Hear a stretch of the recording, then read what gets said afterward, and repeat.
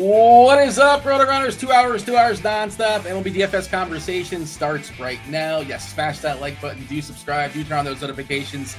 Get comfortable. You got myself and Chop for the first hour and change. BeerMakersFan. You guys know Chris Prince coming on later for crunch time, as well as Kevin Roth, chief meteorologist Kevin Roth. Gonna need him today. We always need him, but we especially need him today because there's a lot of weather lurking out there. I'll go ahead and drop his most recent weather report in the chat. What's up, chat? Hit that like button, like I said, and kindly subscribe and do turn on those notifications. Check out that weather report. There is some orange lurking. It's changed throughout the day. It's gotten a little bit worse. Orange yellow in Atlanta, straight yellow in Tampa, yellow orange in Chicago. That's for the White Sox. Same deal for the Cubbies. So both south side and north side are yellow orange. Keep an eye on that. Wind is blowing out in San Fran for what it's worth. We're expecting Rafael Devers to make his debut tonight for San Francisco. The returning champion this show is Head Chopper. Chop, what's up? Welcome to a Television Tuesday. How are things? TV Tuesday in the house. Dean, my dog's getting a bath right now from the mobile groomer outside. Doorbell's gonna ring. Doorbell's gonna ring any moment now, and so. It's exciting day when he can get a good haircut and a bath. It's just that the dog. There's a groomer that shows up to your house and then grooms the dog. Is it more expensive for them to do door-to-door service? They have a mobile truck. You know that, right? Like it's a truck. I've never really, this is not a service I ever needed before. But I mean, I got a buddy of mine who actually owns one of those. But you have to go see his shop. Yeah, you can go see the shop. You can go to a shop somewhere, brick and mortar, like a PetSmart or something like that, to get them done there. I find that the mobile is better for my dog. It really doesn't cost that much more, and he gets really anxious around other dogs. A lot of anxiety around other dogs that are going crazy and barking and stuff, and he's a little timid and stuff. So I find that the one-on-one stuff with the mobile is worth the extra few dollars, very little. So, yeah, let them knock it out, man. Is it like when you wash a car, there's like 3 different price options? Like you give the dog the works? Is that the Well, Dean, let me say there's so first you got to decide, do you want a bath or a bath and haircut, right? So That's the number one. Obviously, the haircut is going to be more expensive because it's more intensive, but yeah, and then you can have all the add-on packages. Do you want a teeth brush? Do you want the nails clipped? Do you want, all that stuff is pretty necessary unless you're doing all that at home, which is not really the case. So, you add on all that. They got I'm sure you're familiar with the you can add on the anal glands expression, where they sure. That's the one thing of this entire thing I'm familiar with. Yes. I'm sure you're familiar with the process. So like you can add on that too. And so I don't know, man, just let him get the works, man. So you tip a little more when you add on the anal glands. You probably tip a little more. No doubt. If you don't, you're pretty much a savage. I don't know what the standard rate is, but I'd bump it up with some percentage points, I would imagine. Throw in an extra 5 spot or something like that. But all right. You said that they're going to be knocking on the door at some point. The dog's going to be knocking on the door. So somebody's going to be knocking, let you know that the dog's ready. Is that what's happening? Is that kind of the heads up? Yeah, he's been out there for about an hour. So I would expect any moment now for them to be finished. But they take their time. They do a good job. I like these guys. Chop, we have a 12-gamer. Oh, let's go ahead and drop that first clue. Well, why not? Let's get it out of the way. The first clue, let's get the people excited. Let's get yourself excited. I know you want to take down Television Tuesday. You guys know how this works. Get the Discord channel, rotogrinders.com/Discord, live stream chat channel. Be the first person to tell me what television show I am referring to. One clue will be dropped every 10 minutes or so, give or take, depending on the first clue for Television Tuesday. Only one guess per clue drop. No MMing, no multi-entering. The first clue is flip. Flip is the first clue, Chop, for Television Tuesday. This slate, man, it is loaded for offense. We'll just talk about it assuming every game's going to play. I don't want to play the if-then stuff the entire time. Again, it's orange-yellow in Atlanta, yellow-orange in both Chicago games. the worst we have is the Atlanta spot as of right now. Things can change. Roth will be on about an hour or so. We'll work on the presumption every game's playing. But this slate is really, really loaded as far as offense and good ballpark environments. Wind is blowing out today in Chicago and Wrigley. Kind of surprising. Vegas knows, right? Those buildings don't build themselves by accident. It's only a 9 total for Milwaukee and the Cubs, despite the fact Weather Edge seems to really like it when it comes to let's see. Let's take a peek. Let's see if things change. Maybe something's changed in the last hour, and I just missed it. But I don't think so. I don't think that's the case. It's expected to be hot in Chicago. 120 games, Chop. That's a pretty big sample size. 86 temp, 67 dew, 10 miles per hour, straight dead center. 45% bump in home runs over a 120 game sample, a 26% bump in runs. Like, that looks really good. And Chad Patrick and Ben Brown are fine-ish pitchers, but they're not anywhere near aces, right? It's just a little surprising to me that numbers down. I thought I'd be like 10 or 10.5 in Chicago. Let me comment on this, Dean, real quick. Yeah, so that's the first thing this morning when I started my research. I noticed that Roth had a big number on that game. Mm-hmm. And then I kind of ran it by my ballpark model. Oh. And I did not have a big number at all.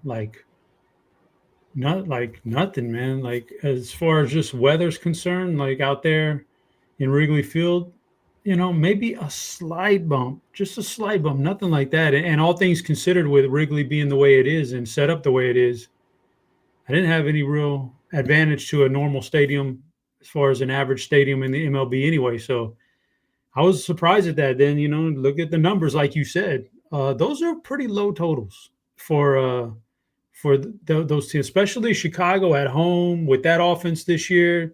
They've typically been a lot bigger than a 4.9 team total. So then that caught my eye. So, maybe my model's a little closer to this thing than Roth, because by Roth's model, we've seen that total jump up into like 11 or 12 before. And that's just not the case tonight. So I'm not saying he's wrong, but I'm saying there's something suspicious going on there. And I'm going to stick with my model tonight, which says it's not that bad. Yeah, I guess we shall see in a 1-game sample. Dean, I told this to the secret chat earlier. I actually have Rate Field across town, south side of Chicago, rated higher tonight for offense. Really? As far as not removing the offense, obviously the Cubs offense is the best offense in between all 4 of those. But as far as weather, dimensions, and everything going, Rate Field across the city there in Chicago, it actually is in a better spot tonight than Wrigley. Yeah, and both have 9 totals as of right now, and expected to be hot, obviously, for the White Sox as well, assuming these games both play without issue. I was thinking maybe, sometimes it's like every hour upon hour, maybe like in the 3rd inning, the wind changes dramatically. Maybe we can get Roth to kind of clarify on that if there's something lurking out there, but it just seemed a little weird that it's only a 9 total. 11 total. We know it's going to be hot out there in Sacramento and parts unknown. I guess it's going to be JP Sears tonight. He was supposed to go last night, but or at least some were guessing, and it didn't. It turned out to be Mitch Spence. And then your Astros, man, they are. I was saying that there's just no pitchers. There's no pitchers left for Houston. They keep getting injuries. McCullers, Garcia, Javier Vasquez. Is it Christian Vasquez? One of those guys is still on the team. Christian Javier. Christian Vasquez retired. Spencer Arrighetti, who was actually pitching. He was coming on strong. But some of those guys will be back pretty soon. Or they just got to weather the storm right now. But yeah, it's that one last night, JP Sears getting scratched through everything. It just messed up the whole slate. Just totally demolished the whole slate. Because I didn't come off the Astros, even though I should have. The numbers told you to get, We were talking about that. And but I was just a little lazy on it and didn't, and they only scored 1 run and it bit us. So yeah, it sucks too, because I was sitting there watching my 2 pitchers going in the early games and they crushed. Boy, I had Pepio, Tampa Bay just all the pitchers crushed yesterday, wheeling and dealing, man. And then my offense laid an egg at night, so that sucks. Yeah, the pitcher store called Jason Alexander. They said they're all out of you. Costanza. So, yes. It's he's a 32-year-old journeyman. He's had a cup of coffee in the majors. He got beat up a few years ago. I can't remember what team it was for. He's given up almost 3 homers per 9 two lefties. A 5.5 total almost there for the Athletics, an 11 total combined. Houston's the favorite. So that's a really appealing ballpark as far as weather. And then in Tampa, looks pretty good there. Littell taking on Dean Kramer, 9.5 total. And then you have, two of the worst contact pitchers. I don't know how. Two of the pitchers that just cannot miss bats. Kyle Hendricks taking on the Yankees. By the way, the Martian leading off there, Jason Dominguez. Somewhat surprising, Ben Rice not playing. I don't know if he's not playing today. Why even have him on the team? If you're not playing Ben Rice versus Kyle Hendricks at home, why is he on the roster? I understand it's a positional thing, whatever. Stanton has the DH, obviously. It's sort of tricky figuring out where everybody goes. And then Randy Vasquez, who I know we talked about this last night with Cease. He came back and facing the Dodgers again. He was awesome the first time around. Vasquez was really good the first time around from a results perspective. He shut this team down pretty good, but good for you. But I want to see you try it again. They have a 6 total. Just does not miss any bats. Jack Dreyer, by the way, opening for the Dodgers. If you missed that, Ohtani uneventful yesterday as far as the opener. I think he just went 1 inning, scuffled a little bit. Not terribly surprising. I don't think he struck anybody out, but the heat was there. He threw at least 100. So he was amped up and ready to go. We have chalky Robbie Ray on the slate, which is always kind of dicey, although he's been good. Throw the last one out because the last one was in Coors. You want to throw it out. There was kind of an error that kind of goofed things up as well. But prior to that, he had 8 consecutive starts where he put up at least, 22.5 DK points per. So he's been really solid of late. Your screenshot as far as the slate, I think it's a lot of offense, a lot of good offenses.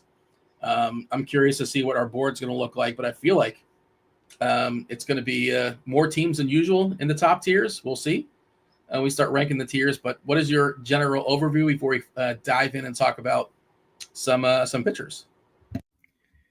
Yeah, I'm really not seeing a ton I love at pitcher. There's a couple of good spots we'll talk about. And that's about it. For 24 teams, you would expect a little more. And a lot of good offense and a lot of good, specifically when we start talking about stacks, specific splits that I really want to attack tonight on some of these pitchers. So I think it's very unique like that and should be fun. All right, so let's talk about it, Chop. As far as the pitchers, and there's 12 games, 24 teams, 24 starters. Kind of, sort of. I guess the Dodgers going to have an opener. It doesn't really count. Ownership-wise, I'm a little surprised to see this. As far as I'm curious to get your thoughts, Chop. Woo at 40%, taking on Boston. Whatever's left of Boston. Will Warren, 38% against the Angels. There are some Ks there. He's also inconsistent. A lot of righties you're going to see, which is kind of a bump to Warren as well. I'm a little bit surprised that that's the obvious pairing, and just for whatever reason, Robbie Ray is at 18%. I think that's going to be closer. I think he's going to be higher up. Maybe my read's just wrong. This Cleveland team, besides J-Ram, they have very little power. If you look at their numbers versus lefties, one of the worst teams when it comes to ISO. Bad ballpark, obviously, and Ray again has been really good. The walks are certainly an issue. But besides J-Ram, there's a lot of strikeouts in that lineup. And then Schwellenbach, you got to spend up a little bit. Tough matchup versus the Mets, but he certainly has some upside too. But I'm just kind of surprised, Chop. And maybe this is accurate and just my read is wrong. I thought Ray would be more popular than he's clear third right now in our ownership stuff behind Woo and Warren. Your assessment, how do you feel as far as the top pitchers on the slate? Yeah. I'm a little surprised that this the current ownership also. I've definitely got Robbie Ray as my number one option tonight. And I heard some scuttlebutt in the survey, chalk Robbie Ray, or just in general around some of the internet today, chalk Robbie Ray.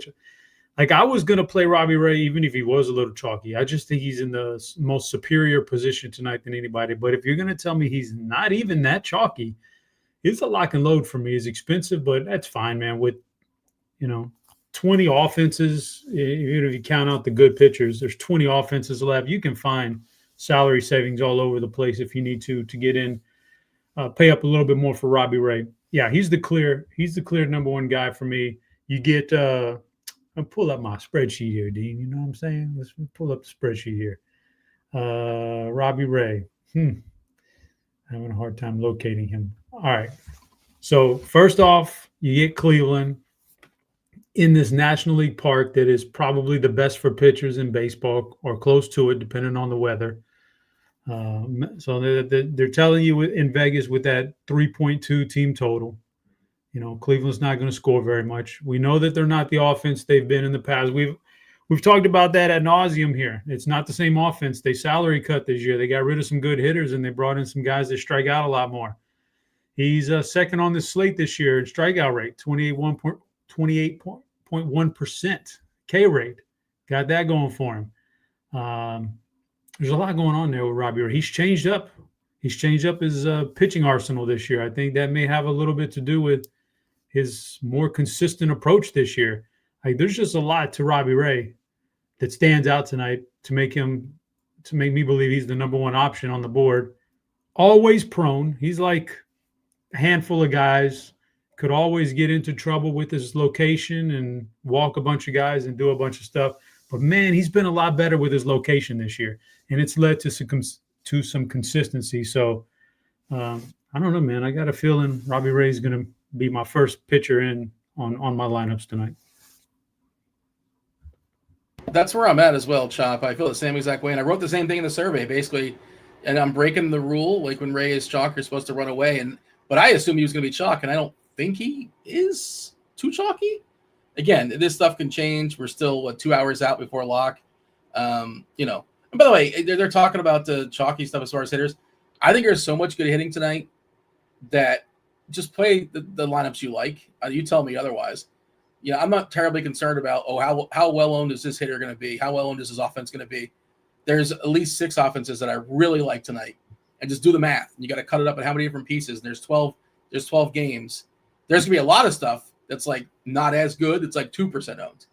That's just the way it's going to be. Just as that's how math goes. But I guess what I'm asking, Chop, did you care about ownership when it comes to your hitters tonight? Or you're just going to roster what you want to roster? My assessment is I don't care. Good one, Dean. Let me tell you something, Dean. I'm gonna let you in on a little secret here, Dean. Okay. You want to whisper? Or you want to behind the curtains a little bit, Dean? There's a little bit. I see you reading something. So is somebody texting you? What's going on over there? I was looking through my calendar. I got your trivia question in a minute. Oh boy. But little behind the scenes, baseball, especially anytime we start to get up over like 5 games, hitters. I don't look at ownership. I don't even look at it. Like, I know I'm supposed to look at it, and maybe I'll look at it when I'm doing the content so I can provide some context to what I'm saying. But when I'm building my roster at 30 minutes before the slate locks, I don't even look at ownership, especially on a 12-game slate. Like, no, because there's just – you're just not going to get duplicated unless you are – it's a smaller slate and there's something super obvious. It'd have to be a bunch of super obvious stuff out there. I just don't look at ownership, Dean. So if you're asking me, am I worried about it? No, I'm not. I don't even factor that in.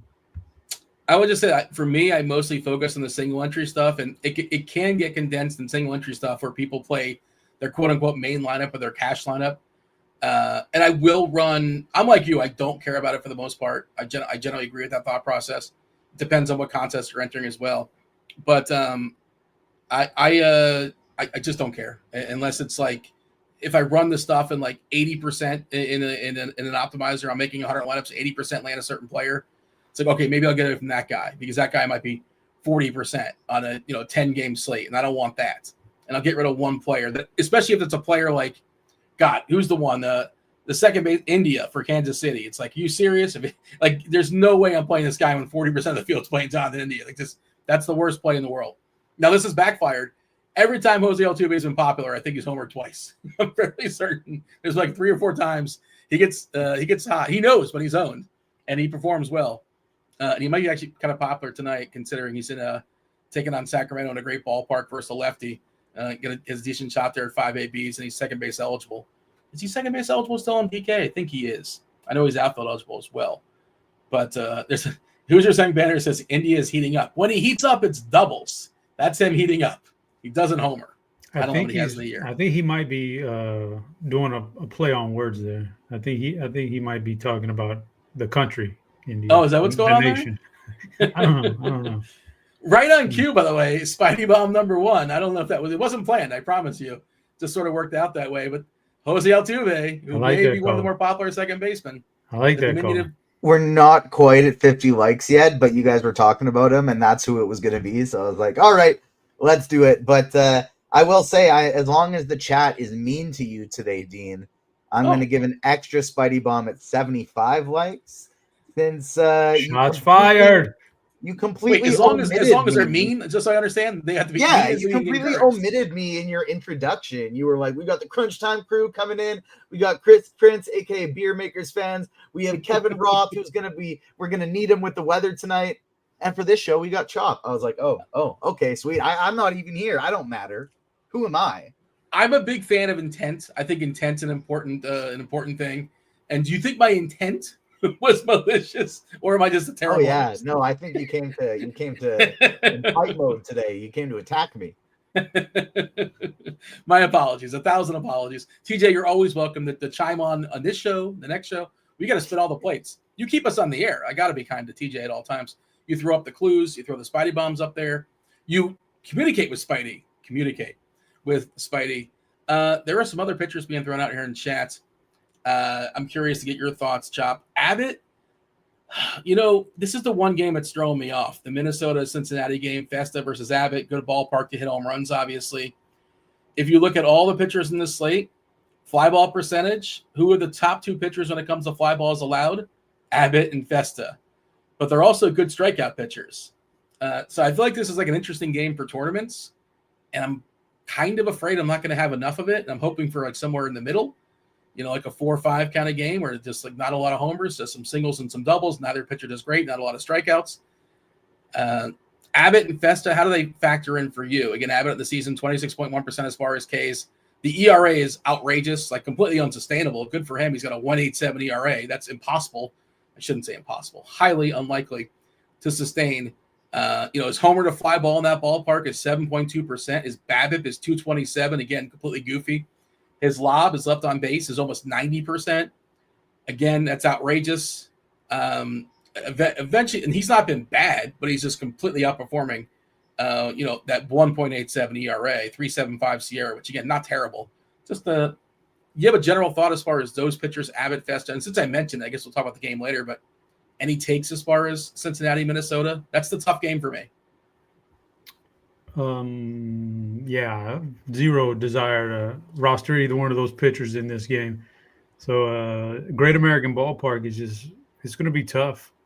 When there's a really good pitcher going, sure, I'll go ahead and do it. But first of all, we're getting 4.5 team total for each one of these offenses tonight, and these aren't even good offenses, to be honest with you, and they're getting pretty decent team totals. So that tells you what you need to know right there. Great American Ballpark ranks as my number one home run hitting ballpark in my model. So lots of, and it's not even bad weather tonight. It's pretty good weather for hitting, decent weather. So yeah, it's a tough spot. I have no interest in these pitchers at all. Offenses may be a different story. We can attack that when we get to stacks, but especially Festa, he's off the board. Abbott's had a good year. But honestly, on DraftKings at 10K, there's better places to spend my money than this ballpark. But while we're here, Dean, I got you here. Let me give you a little trivia. Let me give you a shot. My little mini calendar here, man. I don't like my chances. So, but TJ pointing out in chats, as you pull it up, I just want to say TJ did say Abbott has a 36% hard hit rate. That is, if you look at the percentile stuff, that is actually in the 95th percentile. So tip of the cap, he's not getting hit hard. Barrel rate somewhere middle of the road, 41%. So he's getting barreled a little bit more than the rest of the league, but 95th percentile as far as hard hits. So that's probably one reason why he's not, getting absolutely shellacked. It's pretty good. It's pretty good weather out there tonight for hitting. It's definitely a hitter's home run ballpark, and he's got the highest fly ball rate on the whole slate of any 24 pitchers. Yeah, I'm going to pass, but he's another time maybe. All right, Dean, here you go. Okay, I'm ready. Jose Altuve was the first Astros player to win a batting title, taking the AL crown in 2014. Who was the second Astros player to win a batting title, not counting Altuve, who also won it a couple years later? So striking out Tuve, somebody won a batting title. Don't be Googling it, Dean. I see you moving your hands down there. You could be doing something else, though. You could be doing an anal gland expression right now, and we don't even know it. I don't even have a dog over here, so that can't be happening. Well, that never stopped you before. Look, 2014, so sometime after that, another guy won it for the Astros, a batting title. Who you got? Who? Springer or Tucker? Had to be somebody had some decent speed. Springer, Tucker, possibly Correa. Yeah. I can tell you Correa's never a batting average guy. No, not Correa. Really neither was George. You know what? You know who it might be? One of my least favorite DFS players, the roster. Oh, you're on it. You're on it. You're on the crab. Nail it. Will used to always tout this guy. I believe he's retired now. I'm pretty sure because all he got was singles. He was a good hitter, professional hitter. Is it Brantley? Is it Michael Brantley? Oh, Dean, you were so close. So close. No? So close, bro. Bregman? No, Bregman wouldn't. He had a really great Gurriel?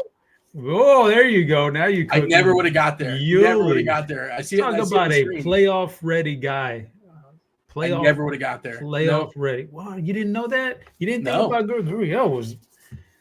Gurriel was great, man. He didn't have any speed, though. How was he a batting champion? He just never struck out. Never strikes out. Put the ball in play.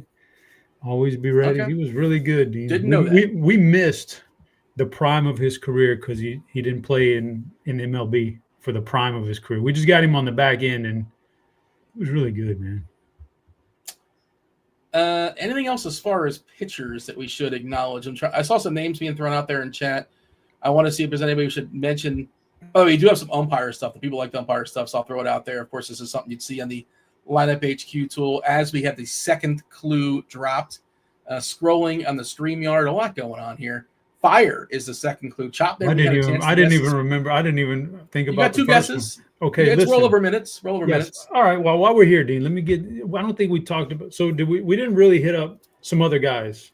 All right. Yeah. Schwellenbach. Schwelly? I'm not on him tonight because I respect the Mets offense too much. But I understand if you are. He's had a good year.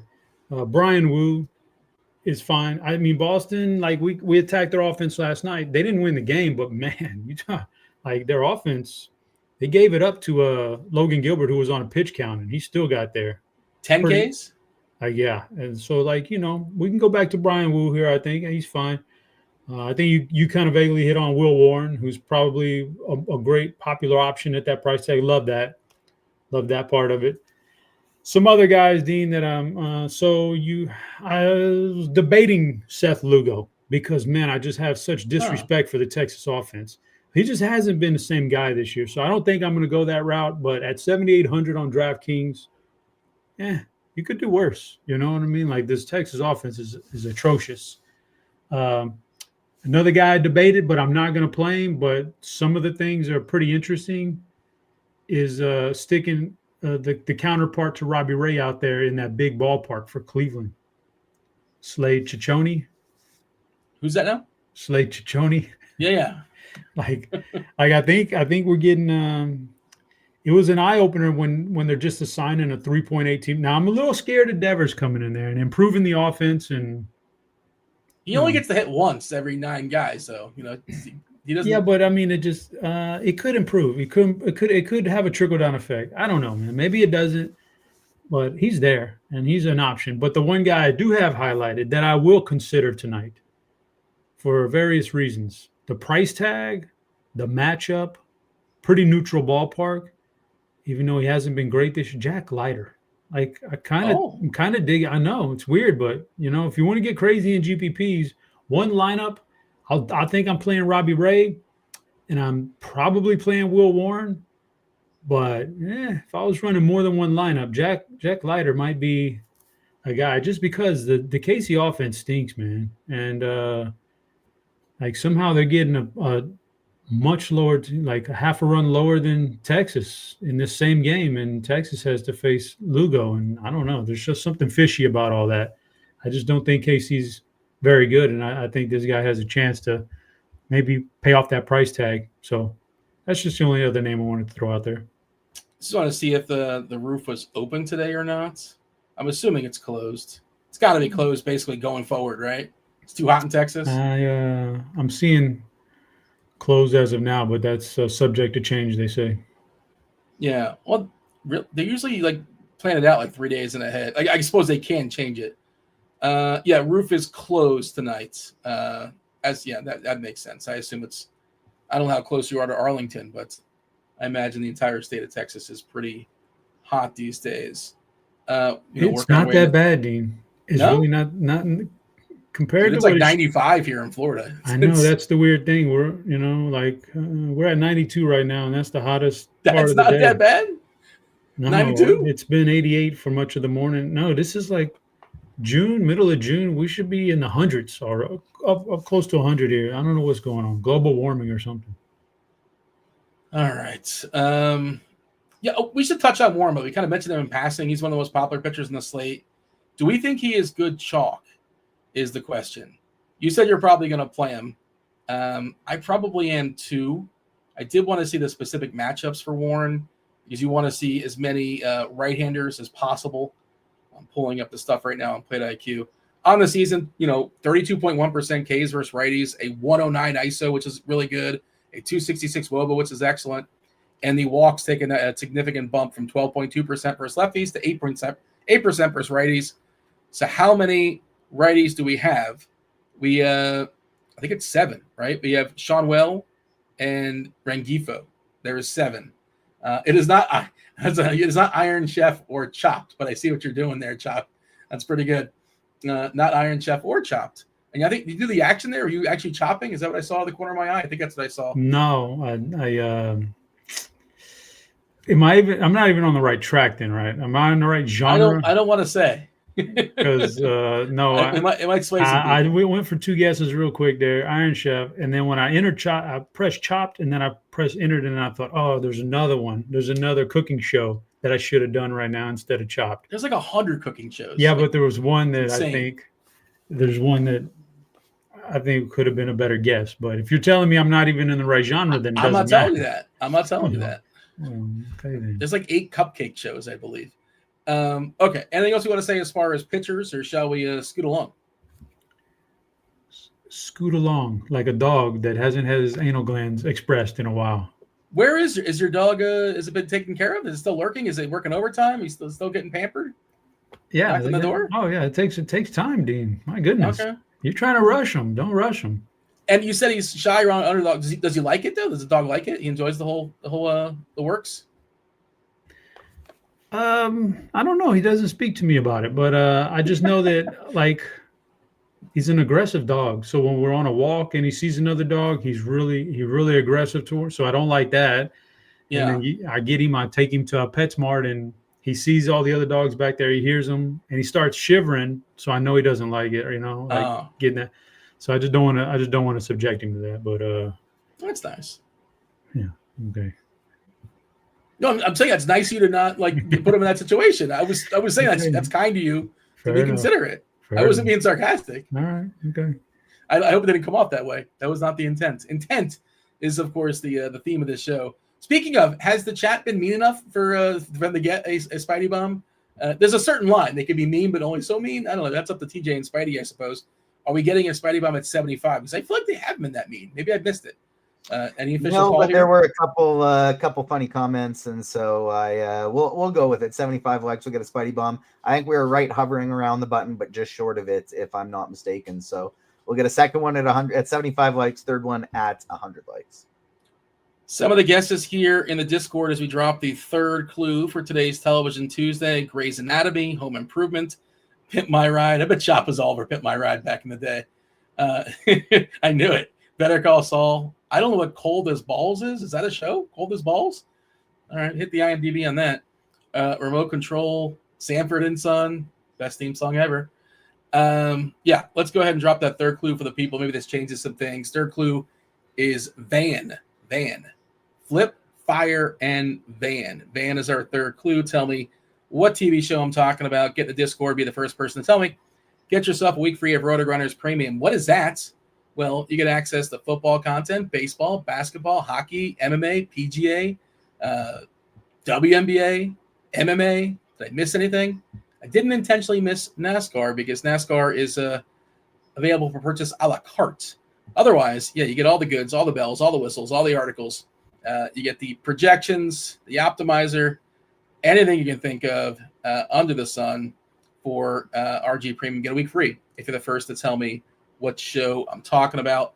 Chop, today's tiers. We're going to throw some teams in some tiers. You have 24 teams to throw them in 5 different tiers. What is the category? I believe you stuck with what we talked about earlier. I don't know. I'm going in cold here.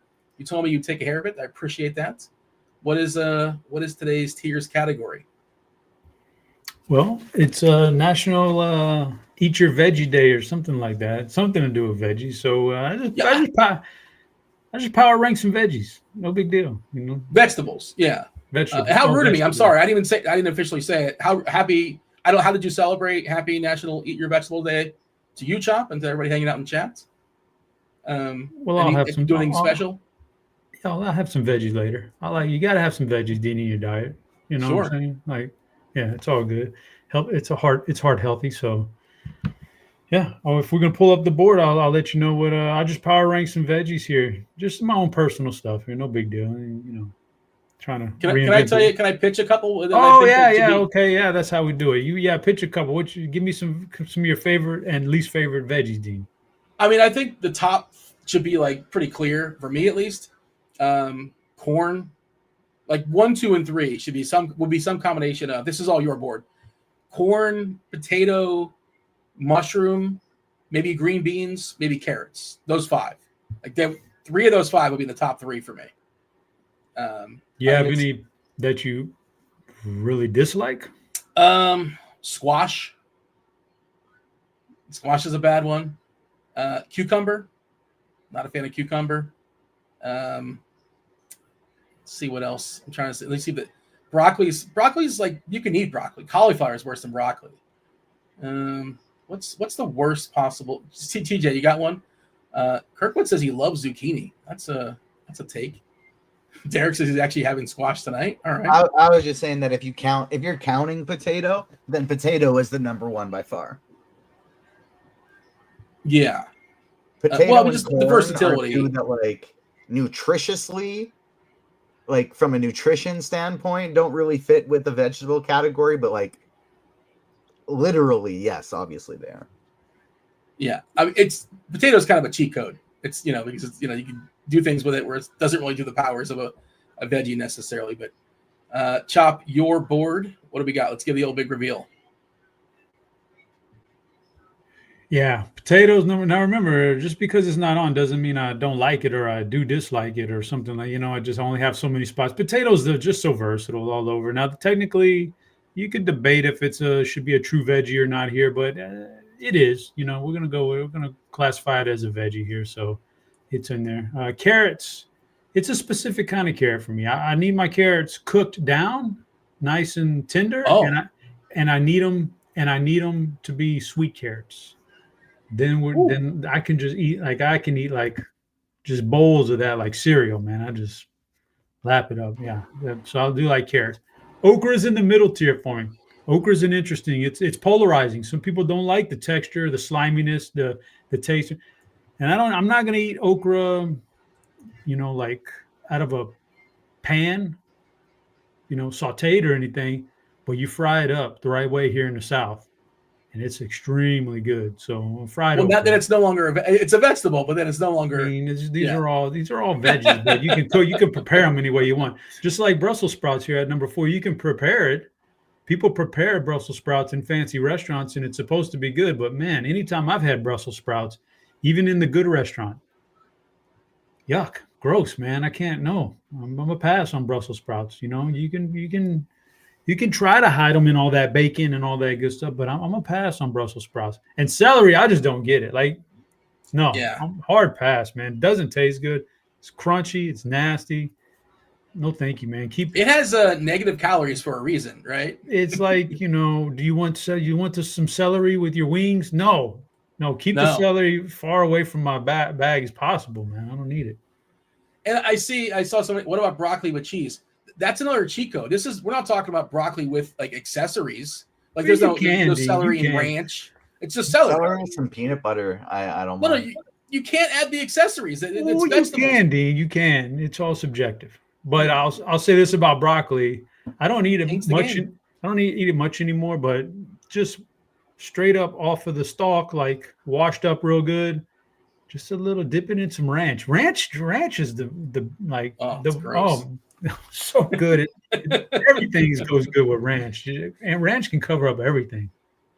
Oh, I don't get it. I know I'm way in the minority in that. America loves ranch, but I just don't. I don't see it. I don't know what you people are talking about, but that's fine. I'm glad you enjoy it. All right. Anything else as far as the board, or shall we move on and throw some teams and some tiers? We got 24 teams to knock out. Do we have a winner just yet, or no? I don't think we do. I don't know. You look for a winner, Dean, real quick. I'm gonna answer a question from Lip in chat. Ben Brown ? Nope, I'm not on Ben Brown. It's he's a 2-pitch pitcher, and it's not a particularly,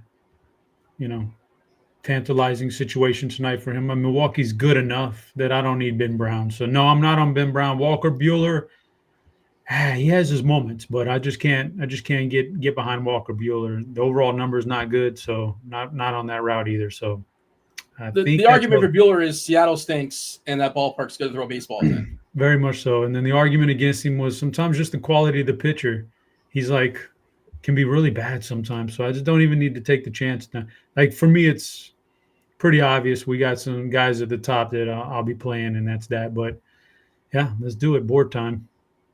All right, Chop, somebody else guessed your guess of Stranger Things.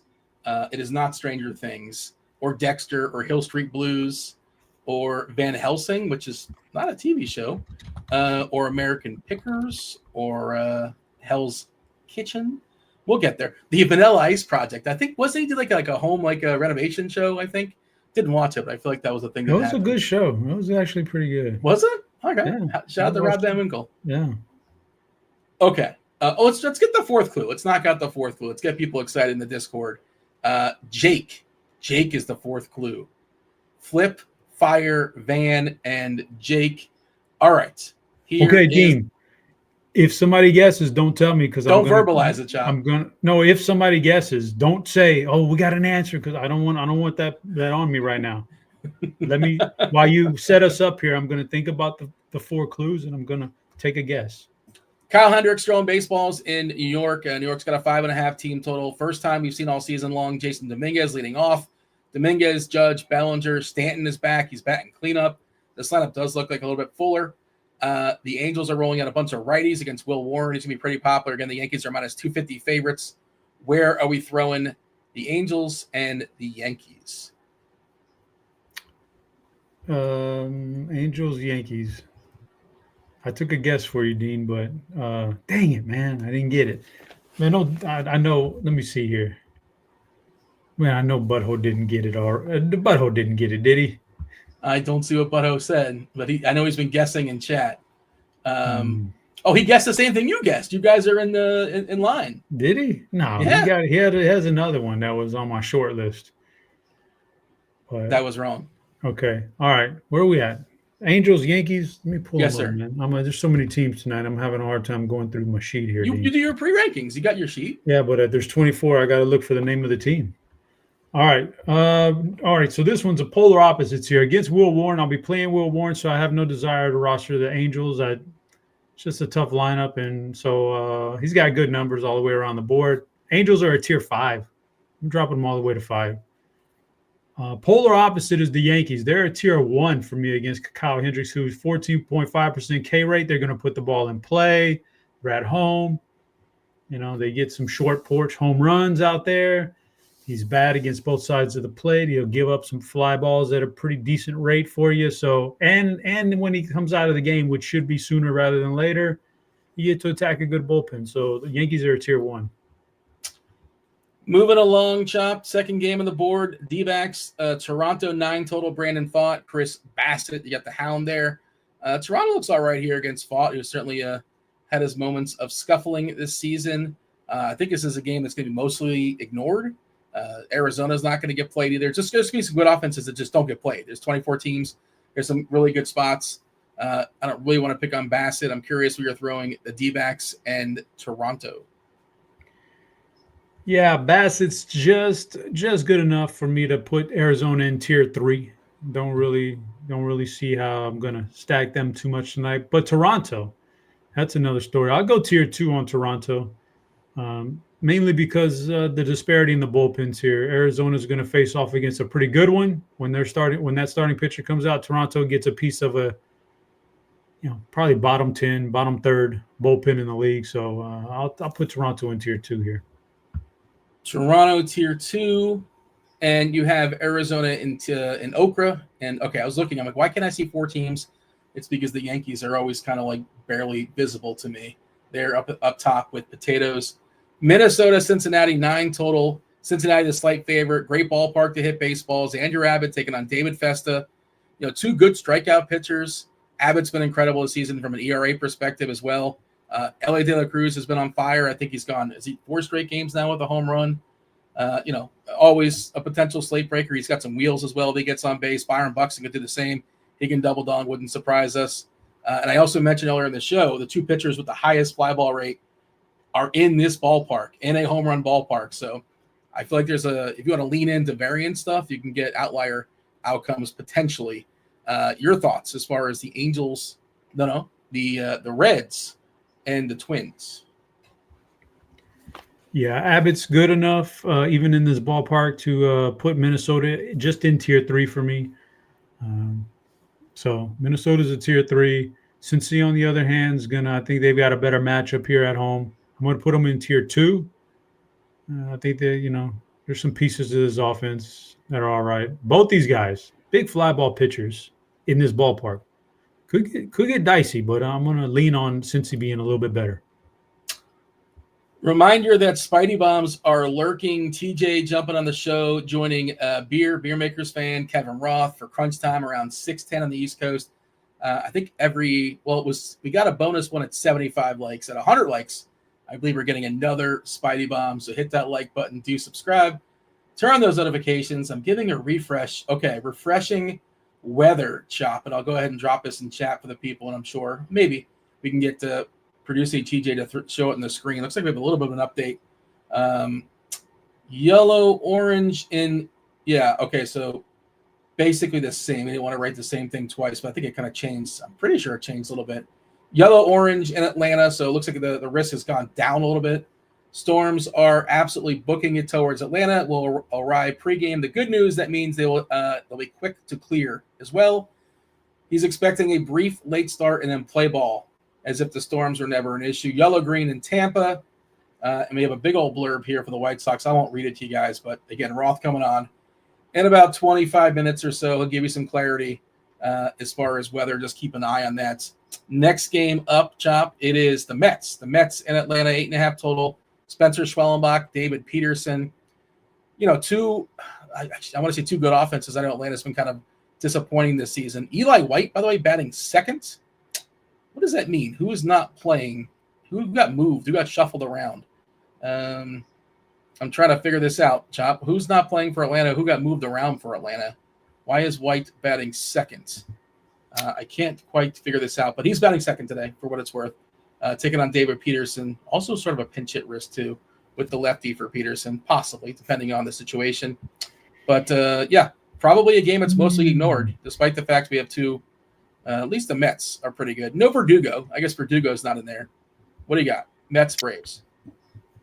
Yeah, so Peterson's been pretty good this year. I don't want to attack either one of these pitchers, to be honest with you. Even though the Mets have a pretty good offense, Atlanta's okay. They're better with Acuna back, but even with him back, they have their moments of just being dreadful. So Atlanta's a tier 3 against Peterson. Maybe they can get to the lefty a little bit, but the Mets just keep finding these relievers too that are really good and have really good stuff. So I don't want to attack that bullpen if it's a close game. On the flip side, the Mets, Schwellenbach's pretty good.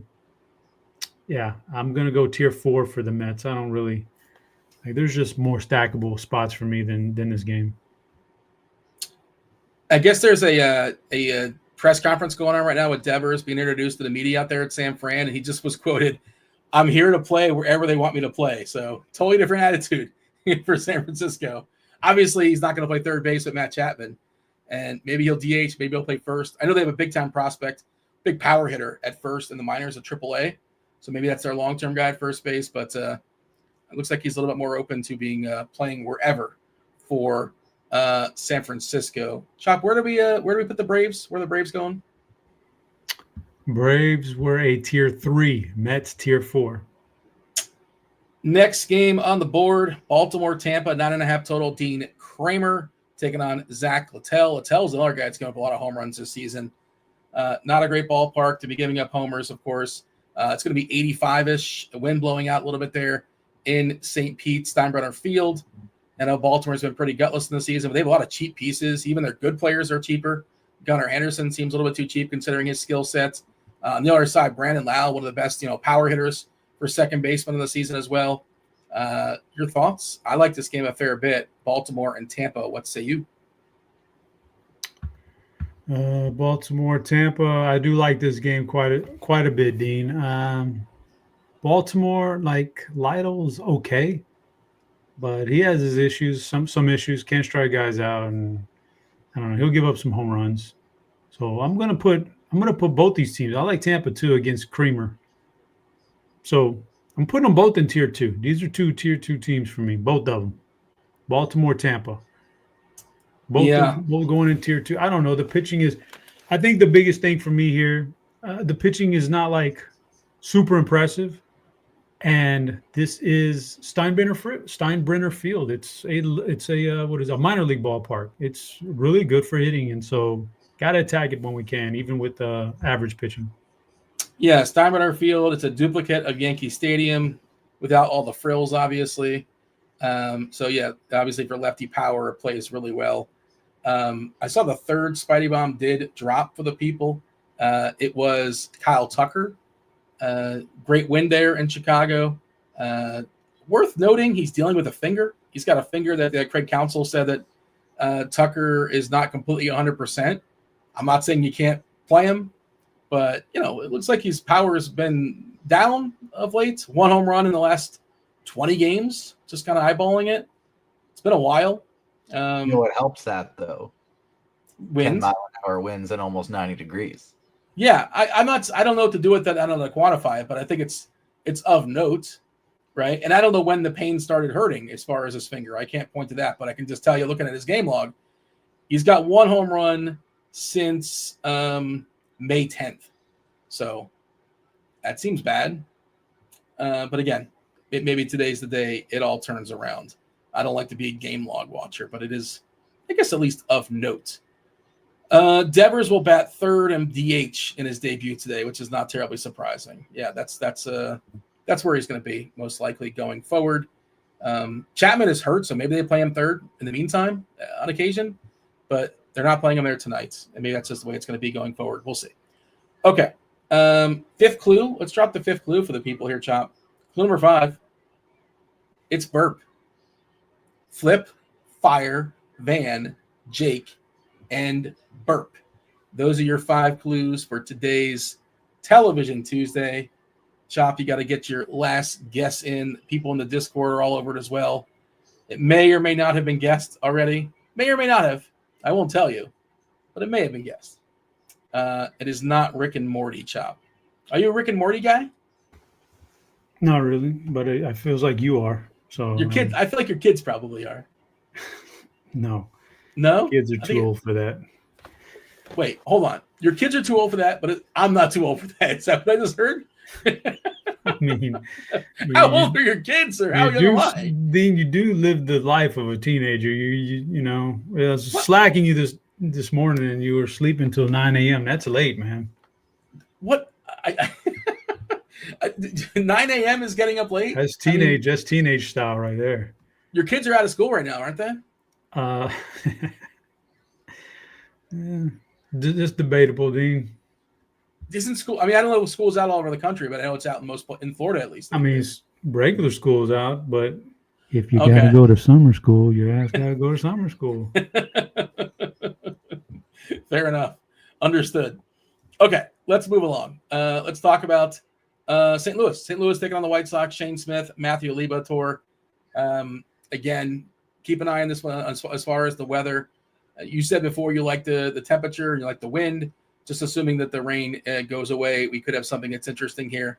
Smith has been pretty good this season. Liberatore as well. These offenses aren't spectacular, especially the Chicago side. Where do you have the Cardinals, who do have a 5-team total, taking on the White Sox? And what about Chicago versus Matthew Liberatore? The White Sox. This is a pretty good starting pitcher. So I'm not necessarily loving to attack him with a pretty poor lineup. So Chicago's a tier 4. The White Sox are a tier 4. St. Louis, though, they've been scuffling offensively lately, but this is a better matchup for them in a pretty good ballpark and against a team that has a just really bad bullpen when it comes down to that. And, you get Shane Smith out of the game, you're going to get a bad bullpen. St. Louis is a tier 2 for me, even though they've been scuffling a bit. So they're going to, if they play this thing out and everything, I'm going to put St. Louis in the tier 2. I see everybody in chat putting everybody what time they wake up in the morning. You were trying to humiliate me to saying I wake up at 9 o'clock in the morning, and that's like awful. What time you wake up like with the birds, right? Like at 6 o'clock or something? What time are you popping up? Sure, why not? Get up and I'm a morning guy, Dean. I love the morning time. Get up and get some coffee, some breakfast. And then what do you do for the next 3 hours? Then I'll sit down and start digging into the MLB slate. Man, I love it, Dean. I love it. But see, the thing is, I don't actually know that you were in. You said you were up by 9 o'clock. I'm a trusting guy. I wouldn't make that up. But you could have just maybe been embellishing a bit, and you had just rolled out of bed at noon. I don't know. I'm not saying. I was talking to you at 11, I think. No, it wasn't that early. I don't get on. I try not to get on Slack that early. Yeah. But yeah, I was up at 9. I was working on some content, looking at the slate, and it's overwhelming. This slate actually, there's a lot going on, a lot of teams alike, and I think you're just making one lineup, right? That's what you always talk about, making one lineup. This is a tough slate to make one lineup. I don't know how. I'm making a few more than one because I like it a lot, and I'm probably gonna play some of the late stuff as well, or maybe I'll hit out some of the drafts and underdog while I'm watching the Panthers. Go Panthers, by the way. I know you're excited. Oh, there you go. You can win. You can close it out tonight. Are you happy? You excited? I'm looking forward to it, man. We're just so spoiled. It's ridiculous. They're good. They're the best team, so they're pretty awesome. But they're also facing the best player in the world, so it's not. I think they probably got really unlucky to not finish that thing in 5 games. You know what I mean? Florida. They probably should have won this thing in 5 games. So I think you're pretty safe. There's been 3 overtime games, and 2 of the overtime games. I mean, the game 4 was just ridiculous. Yes. The one game I went to was the one blowout. Game 3. They won 6-1. That was never in doubt, really. But a team that tied the score with 20 seconds to go in the third period, the emotional swings, lost in overtime. That happened for both sides in what we've seen so far of 5 games. It's been a spectacular. Both basketball and hockey, the finals have been awesome. I don't know what the viewership is and all that kind of stuff, but it's just been good. If you've been watching, you've probably been. I want to say you've been enjoying it, but maybe people are rooting for other teams, and that's the most important thing. But just from a neutral fan perspective, I think the hockey and the basketball has been good. It's been really good, Dean. Been really good. I'm excited, but it's coming to an end. But I'll just to your point that you were just making about the size of the slate and all that. Yeah, these big slates like this, harder to win the single entry stuff, but easier to get a really nice cash deep into the cash line. The small slates, it's easier to win, but man, it's a lot easier to airball too. So I don't mind these big slates. I think I can make some good money here. Chop, did you put the White Sox on the board? I mean, I said they were a tier 4. So okay, just want to make sure. Yeah, TJ was confirming. Milwaukee, Chicago. By the way, am I imagining was this 9.5 or is it 9 earlier? Because I see it's down 9.5 for the Cubs. Has that changed? I feel like that changed. Did we move the needle? That was 9 earlier, right? To start the show? The Cubs? It jumped up. It jumped up half a run. Milwaukee. I don't know. I did my team totals. I took them about an hour and a half ago, and it was at 9. So I don't know what it is right now. It's 9.5 now on the RG homepage. So I assume it jumped up. I don't know if that's every single book, but yeah, we were kind of talking about how that line seemed a little bit low.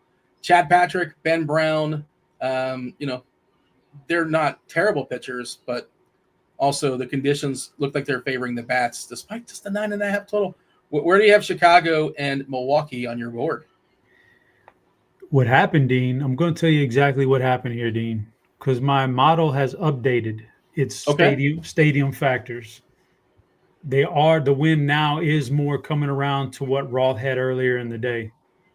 So it is going to be a little bit more offensive than it looked for most of the morning time. So, and I think obviously that coincides with bettors following it real close and saying, "Yep, wind's blowing out. Let's get it." So, yeah, this is going to be a lot more offensive of a game. So you can scratch both these starting pitchers off. I said Ben Brown was iffy. No interest in any one of these teams. Pitching wise, as far as hitting. Ah, man, Milwaukee, I have in tier 3, but man, Ben Brown is a 2-pitch pitcher, and he can get shelled by a good team. So if it's, I'm debating. I'm gonna keep Milwaukee in tier 3 just to keep it in.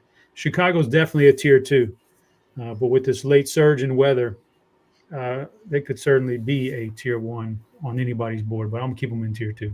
This is kind of what I expected. A lot of teams in carrots, a lot of teams in tier number 2. That's kind of where I'm at too. You did make a dividing line as far as potatoes and carrots, but yeah, a lot of teams that are up top as far as the offense is looking pretty good. Michael, tell me you're not watching the basketball series without telling me you're not watching the basketball series. He says this bad boy Pistons team would slap around these teams. Have you not seen the defense that's being played?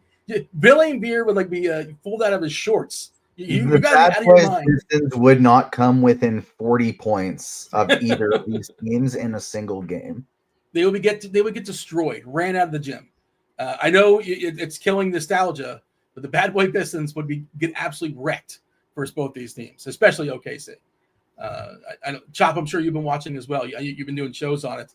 The defense has been incredible. And if you look at the stats they have as far, they're running at like 1.5 times as much as they used to. The amount of court they're covering and just the effort that's being used. All the science is telling you that. That's just math. But it's insane how high level the defense is. People kind of underestimated like the Pacers defense. They're really good, and they're getting lapped by OKC's defense, which is just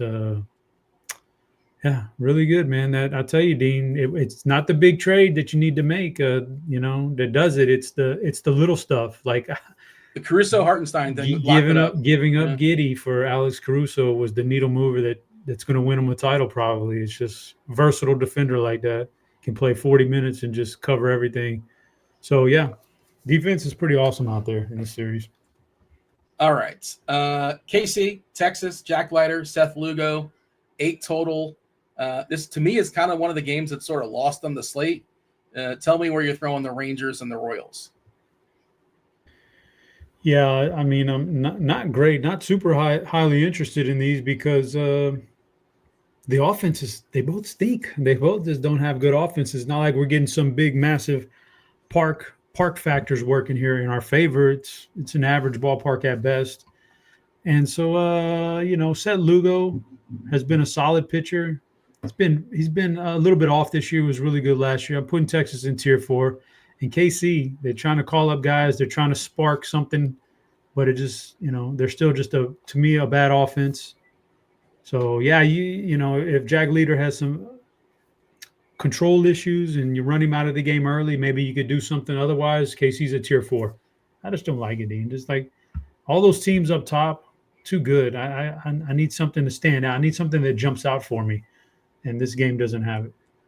Just got the Dodgers: Ohtani, Betts, Freeman, Smith, Teoscar, Muncy, Pages, Conforto, and Edman. Yeah, you can play 1 through 9 there for the Dodgers. All right. Athletics just dropped as well. I think that's standard Athletics. Backup catcher, Wins is in there. Butler, Wilson, Soderstrom, Rooker, Kurtz with the walk-off dinger last night. The run line dinger, too, if you're into such things. The other Max Muncy, Wins, Urias, and the defenseman Denzel Clark. Still waiting for Cleveland. The worst, Dean. Two Max Muncies. Oh. Just the worst. Does it screw up your do you have like a 100, just absolutely 100%. I don't even worry about it anymore. I just delete the Oakland Max Muncy because I don't want to deal with it. I don't want to go through the protocol of having to change everything. Just the worst. How you have 2 Max Muncies, man? It is wild, isn't it? You wouldn't think that would be the case or be possible. There's only one Brian Wu. He's throwing baseballs tonight for the Mariners. They were a pretty heavy favorite versus Boston. No Boston lineup just yet. Shout out to Roman Anthony. Banged out his first career homer. A good one, too, against Logan Gilbert. So that's one to brag about one day when he's on homer number 400 or something like that, if he happens to get there. Boston, a 3-team total. Again, really pedestrian. No Devers. Terrible ballpark. Wu is a really solid pitcher. Strike thrower. Doesn't walk anybody. Where do you have the Mariners and Boston? Yep.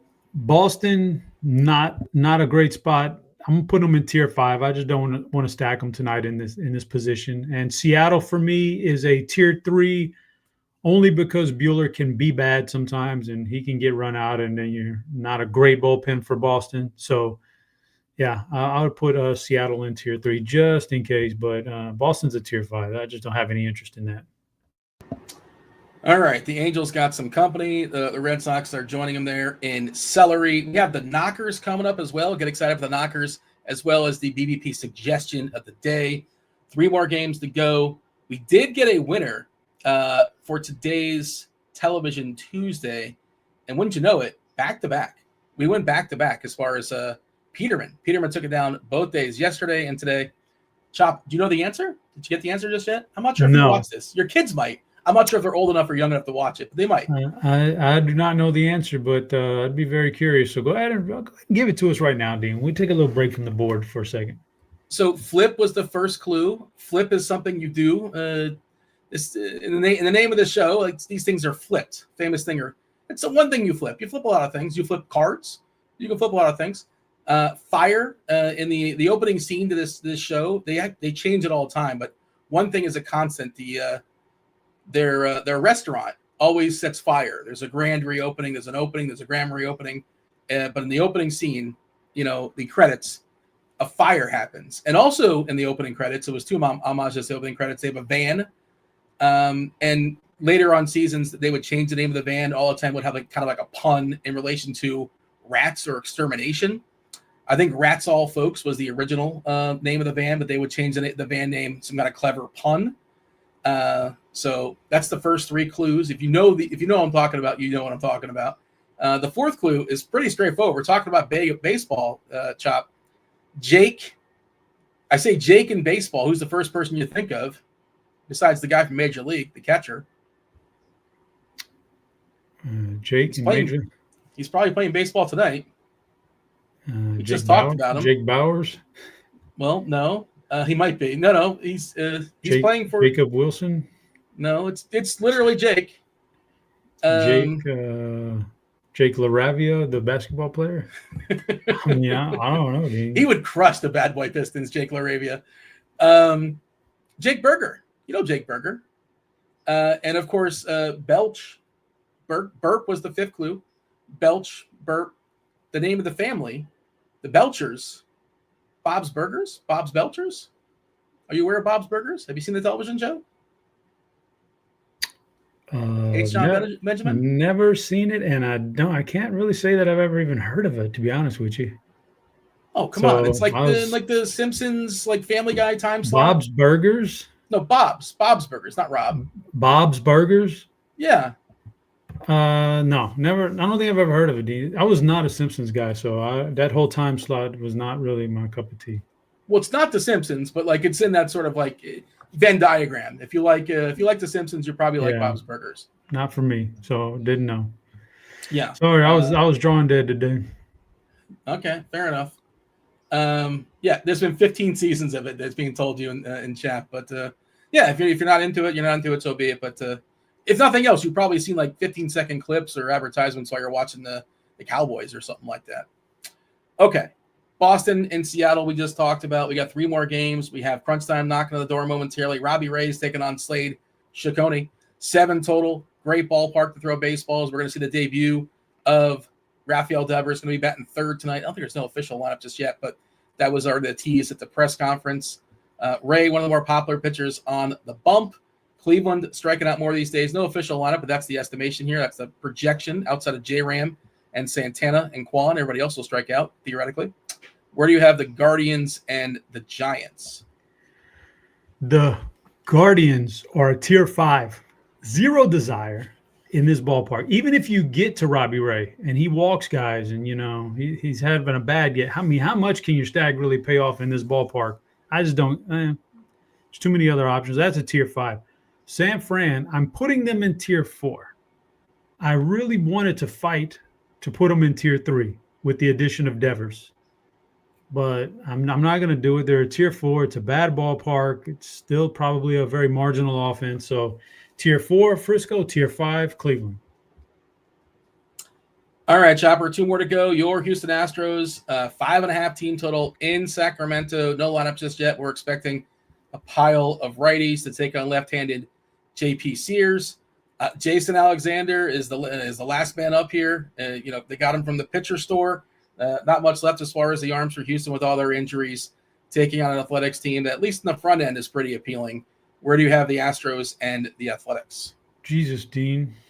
I just realized my dog is still down there. Is he getting like the full? He's getting everything, right? What are you paying for? You're paying by the hour. I hope that's not the case. I hope I didn't make a mistake on that. But he's been down there for 2+ hours. Okay. Is there another family member around? How long does this normally take? The doorbell just rang, so they're bringing him up now, I believe.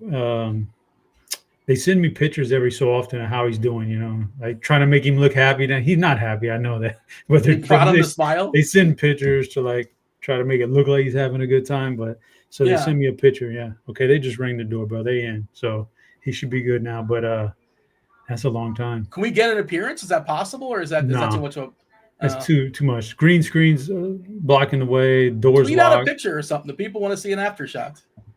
I don't. Yeah. Maybe I'll bring him up for the next show, but okay.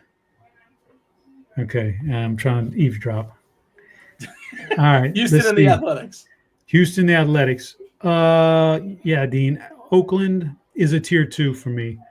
Yeah, I don't know. They're a tier 2. This guy probably stinks. He's like you said, journeyman. The only issue is he's backed by a really good bullpen. So if he can somehow keep it close for 4 or 5 innings, he probably got some good live arms that are going to come in and make it tough on Oakland. Whereas Houston, on the other hand, if you can somehow get JP Sears out of there after 4 or 5 innings, you get a bad bullpen. So Houston's a tier 1 for me. I really like them tonight in this matchup. I mean, this is a good game right here tonight. This is a good offensive game, man. It's got to be the opposite of last night.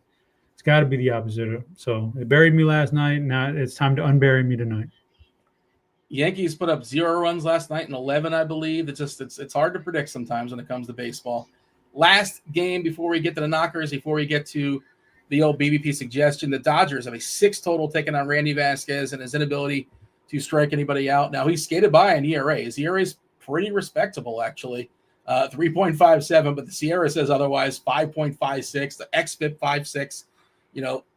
The regression monster right now is parking at Dodger Stadium, getting himself a Dodger dog. Padres versus the Dodgers. Throwing baseballs for Los Angeles. It's Jack Dreyer is your opener. And Don Sauer. Draper.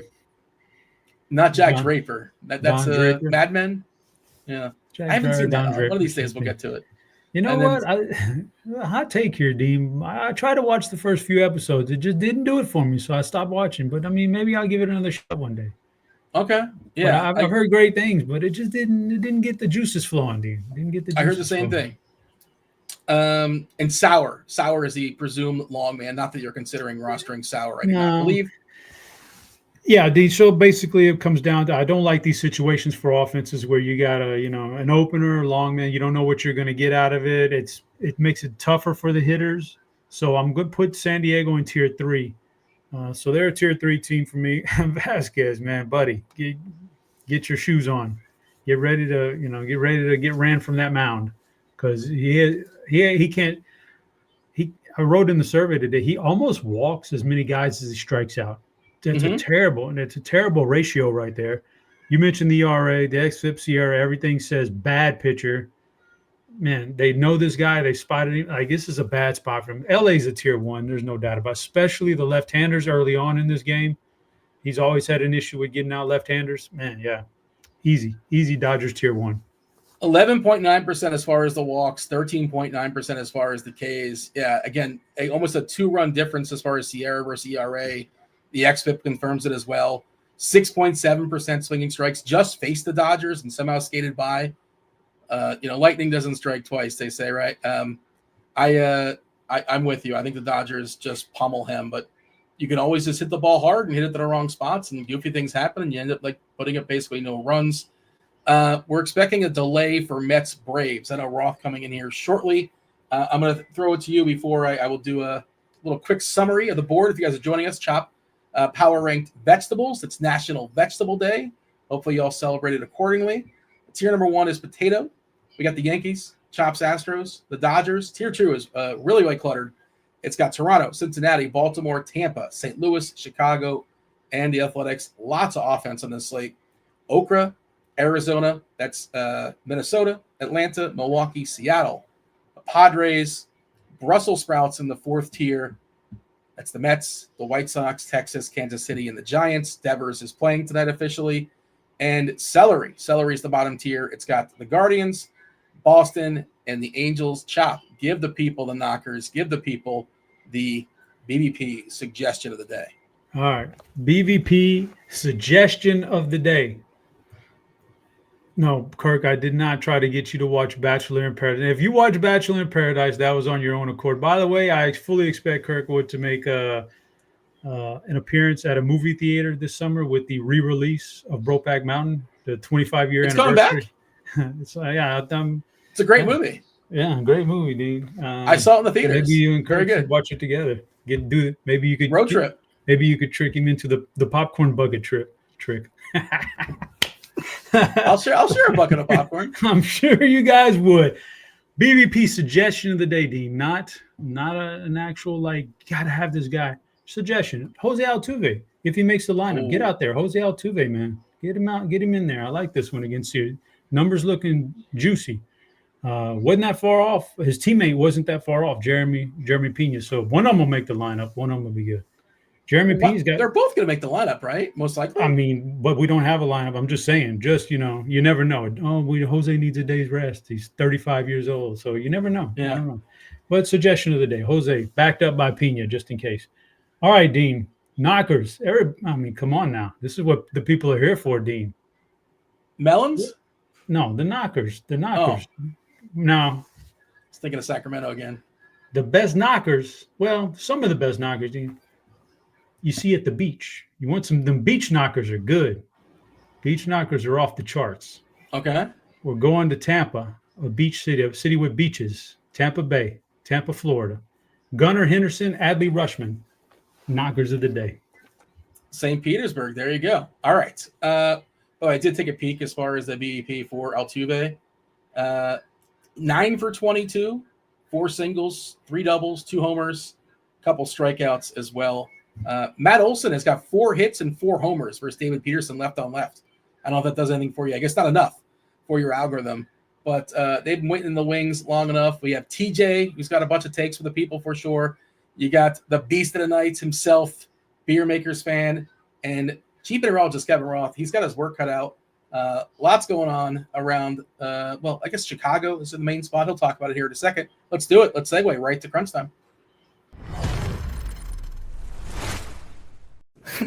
Doppler boy up in the spot. Yo! Check the clouds, what the weather got. Let's go. Kevin Roth on the beat, that's hot. Okay. Rain delay, man, we dodging that lot. Doppler boy, Doppler boy, Doppler boy. Whoa, I checked the radar. I meant to do that yesterday and I forgot. Wow. That's fine. I know Roth hates that, but it's really good. Fantastic. I don't know why Roth dislikes it. It's flattering if nothing else. No, it's wildly humiliating, but I appreciate the intro. It is a big weather day, so thank you for that. It's such a good bit when it's a surprise. As long as it comes out of nowhere and it's not overused, it's such a good bit. Yeah, it's excellent. Is anybody in real life said, hey, it's nobody's ever called you that in real life, right? Doppler boy? That's never happened. I do get recognized from RotoGrinders sometimes, which is fun. You know, Yeah. like, you're that weather guy who Really? just does sports. No way. I think you're pushing it, Roth. What? No, I'm serious, man. Maybe if you wear your I am Roth from RG shirt. Hey, check Roth the on the Twitter back, follower. Check the weather Twitter guy. account, Okay. bro. That's just weird because I've been out like I've been on here for 10 plus years. Anybody ever recognize me? Yeah, Somebody's recognized Chop. I've been here for 10 years too, Chop. You forget. Wow, we're getting Beer? old. Yeah. Hey, I can we did it talk once about in a Brussels while. sprouts? Can we Brussels sprout real quick? Oh boy. Yeah, then I have a question as well. So go ahead with the Brussels sprout. Okay, Brussels sprouts used to suck, and then farmers genetically engineered them to make them not suck, and now they're actually good. They're way not better bad. than they used to be. And if you haven't agree. tried them lately, you're doing it wrong because they're actually good now. Agreed. This is I big want to sprout go back to propaganda. the beach knockers. Chop got me. What excited. you got? My question here is not knocker related. Dean, have you ever been to the beach? Regretfully, yeah. Okay. I'm a fly. Your color fell says asleep. otherwise. That's why I wanted to ask. I fell asleep in the beach one time in California. It was most pain. You ever have like your legs burn like you can't walk? It's like I don't want to get too visual, but I'm too white. I'm not built for the beach. It's not. It doesn't go well, man. You went think- one that's time why and I threw in the asked. towel. They don't go together. So I would go. I don't know why, with a but Dean's face shaking his head there when he said, "I'm not built for the beach," just got me. I didn't do like the 23andMe, but like I'm pretty sure just going to the beach, wherever the demographics are. It didn't work. It's not for me, but I'm glad everybody enjoys it.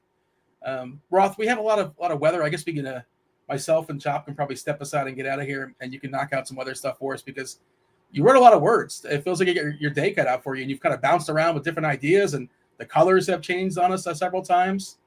But is there anything we should say before we go and we give the floor here to Roth? Chop, you got anything else? Nah, we covered our end of it. Besides, go Panthers. Go Panthers. Let's get another cup tonight, back to back. We're going to continue the dynasty. But otherwise, yeah, you guys enjoy your baseball. Don't go anywhere. We have 40-plus minutes, nonstop MLB conversation. Roth's going to tell you about what's going on weather-wise. TJ is going to spin an extra plate, become an analyst as well. And we have beer. You guys know beer from the six-pack and the beast of the night. Roth, take it away. There you go. Dean got it. Good for you. Nailed Way to it. close it out strong, Dean. The beast of the night. Welcome to it, ladies and gents. You know the drill. It's crunch time. We're going to take you up to lock. We might take you through lock. We've got two of the sharpest minds in the industry helping to walk you through it, but we like to start with a little weather talk. Dean mentioned it's been a busy day. I've been on it. I've been on today. I've been just forecasting, typing up a storm, and I really feel good about just about all of the spots. A bunch of games with like a low chance of a delay where you just play the dude anyways. Tampa. Can you scroll up, TJ? Your little no. Oh, sorry. Did I ask too much? Cincinnati, New York, Washington. We're not worried about any of these games. Thank you, TJ. I appreciate it, man. Same goes for Detroit. All those are going to work out fine. We've got the late start in Atlanta. That game should be fine. I don't expect any in-game problems. And then we've got the Chicago games. And those are the games where just literally the best meteorologists in the universe could not tell you exactly what will happen. I know what generally will happen. We've got a line of storms that moves in after the game. And out ahead of that, we're going to start to see some pop-up showers and storms. 30-40% coverage. The likely outcome is that they miss a ballpark and the game is fine. But it is very possible that one of those goes over a ballpark. Could be either one. We don't know where they're going to fire exactly. And that would trigger a delay. And that's pretty much it. There's a low chance of things going south beyond that. But I think for most of what we want to do here, it's just a risk to pitchers in the Chicago games. And I would play and do everything else. And if you love pitchers there, I say just do it anyways and hope you get lucky. Does that work, Beer, as you hear that? Is that like, all right, that's what I wanted to hear, or at least I know what to do now? Yeah, I mean, amateur meteorologist here said this morning even Chicago just looks pretty dicey. So pitchers always make me nervous like that. And the rest of the games didn't scare me off too much. So you are on it as usual, Mr. Roth. Well, hopefully. We'll see how that works out. TJ, Crazy Coop says our bats. In either Chicago games No. anyway. Nope. Bats, great. No pitchers there. I love that. Okay. Well, then I think we're in good shape. Someone said our bats safe in Chicago. And like, I hate to use the word safe because anything could happen, but I would play bats in both Chicago games without much hesitancy, right? I think that it looks pretty good in both those spots for bats, not so for pitchers. And everywhere else, I think it's going to work out well enough for you. Roth, can you talk about how good the bump is for bats in Chicago? Weather Edge loves the Cubs. Sure. Anytime wind is blowing out in Wrigley, we know it's the most wind-sensitive park in baseball. It's a 10-mile-per-hour wind tonight. It's not massive, right? It doesn't make a huge difference, but it does increase your home run probability in Wrigley up to around 40%. So 40% better based on winds blowing out. So that's pretty good. Obviously we'll take that. But it's not 15, 18, 20-mile-per-hour winds. It's 10. In most spots, we wouldn't care that much, but certainly in Wrigley, we do. And it's warm as well. And that's it. That's all I've got.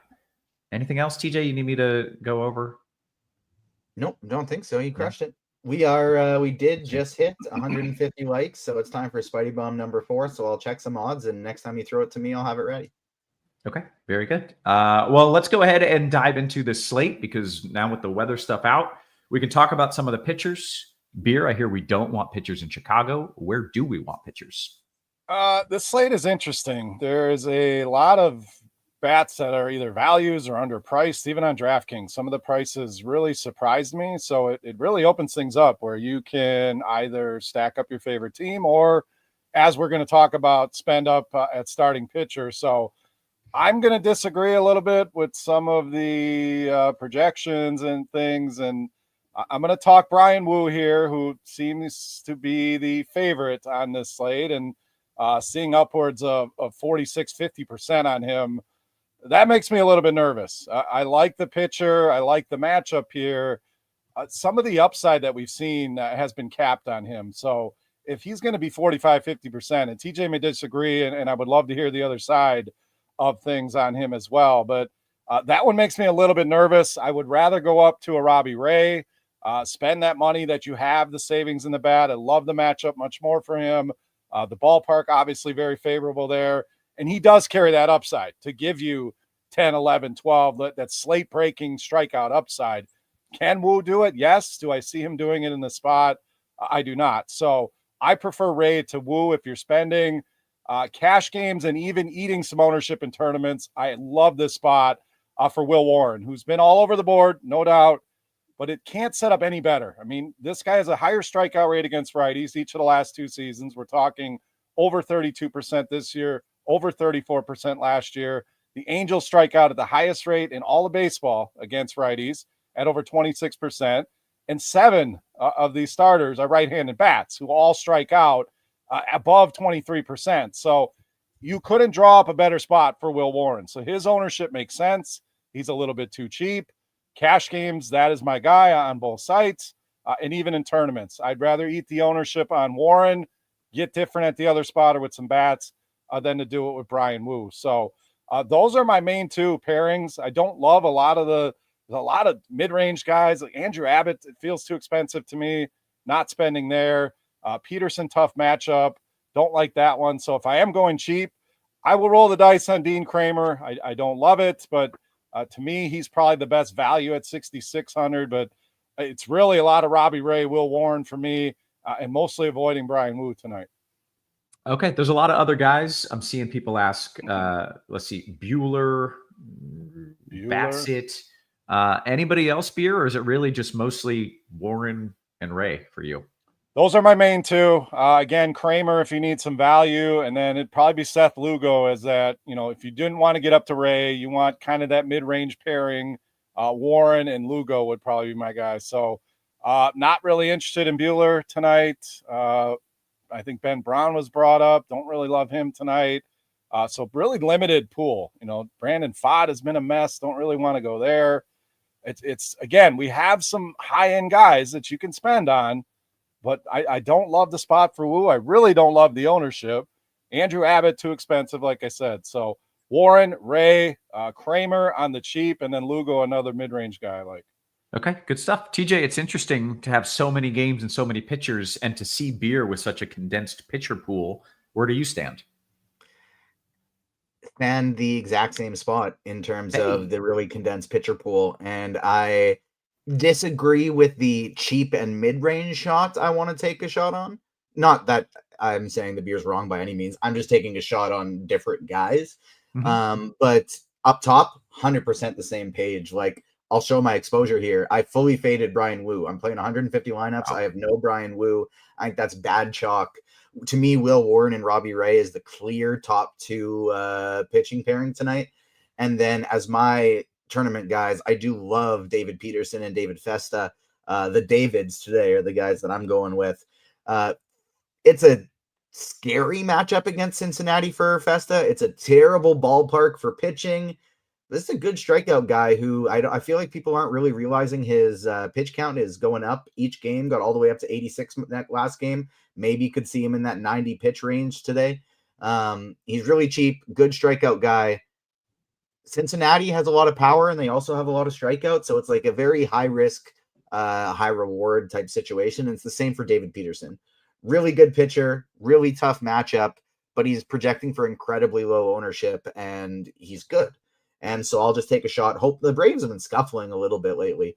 And so I'll just take a shot. Hope he can get to them. And then the 2 other guys in my pool, just based on upside, are Schwellenbach and Abbott. I like Schwellenbach more than Abbott. Abbott I just kept in the pool because nobody's playing him. And even though it looks like he should be worse, he just kind of keeps going out there and surface numbers are incredible. And so I'll just play a pinch of him just because nobody else is doing it. Yeah. Look, I've got a lot of people, 3-4 people that have mentioned Bueller, and I don't think either of y'all have brought him up. TJ, any interest there? No, I think people are going there because it's in a really good pitcher's park, but Walker Buehler is kind of trash. I don't want to have any interest in going to him today at all. Okay, and then last name was Brown. This is Ben Brown. I don't know who I thought it was, but not that. Any interest there? If it wasn't for the weather, potentially. So Ben Brown is playing. Sorry, I'm going to grab my dog because he's crying at my feet for some attention. There we go. Hey, buddy. All right. Ben Brown is in Wrigley, and so it's really bad pitching spot for the weather, in addition to the chance that we might have an in-game delay. And so Ben Brown is another one of those guys that has really good strikeout rate. Like, he has upside, but the downside tonight just isn't worth it for me, especially for the fact that he's pushing for like 20% ownership. So I think Ben Brown is a definite somebody that you want to fade tonight. Yeah, and it's really the double whammy with the weather there, because there's a chance for a delay where he gets yanked, and either way, the weather's great for hitting. So that is not an ideal spot. I get that fade. Okay, very good. Let's talk about some of the bats and the stacks. TJ, what are we doing there? I'm seeing the Spidey Bomb scrolling. Man, we got a bunch of likes. You did your job, TJ. You did well. Or maybe Dean did. I don't know. Dean did great. We were cooking on the last show. Got up to 150 likes already. I will drop a 5th one at 200 likes. We are at 169 right now, so just get us 31 more. And we got Spidey Bomb number 5, but we got Jose Altuve plus 450, Josh Lowe plus 540, Kyle Tucker plus 375, Jonathan Aranda plus 430. 5th one coming at 200 likes. Let's get to it. In terms of stacks today, while I'm keeping a really tight pitcher pool, I'm pretty much doing the opposite for stacks. So it's like Yankees, Dodgers, Astros, Cubs, Rays are tier 1. Like, a lot of really, really good teams. Toronto, I would have near the top of that as well because of how cheap they are. I'm going to be underweight on Cincinnati and Minnesota, but they're projecting very well. Not guys that I'm getting to, but again, they do project very well. As does Baltimore. You can almost play any offense on the slate. Let me go backwards and say I do not like, Cleveland, Boston,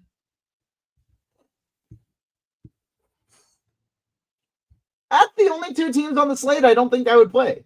I'm not really getting to much Mets. And then the Angels don't look good, but the fact that Will Warren's going to be about 50% owned, yeah, you can play the Angels against him too. Basically just like there's not an offense on the slate I don't think you're crazy to play. Except for maybe Cleveland. Yeah. Interesting stuff. Beer, what are your favorite offenses?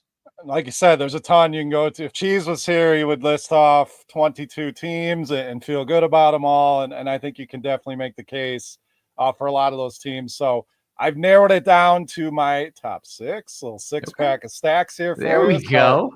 Love the Dodgers. They are my favorite against Vasquez. I think Vasquez has just been extremely lucky. He doesn't strike anybody out.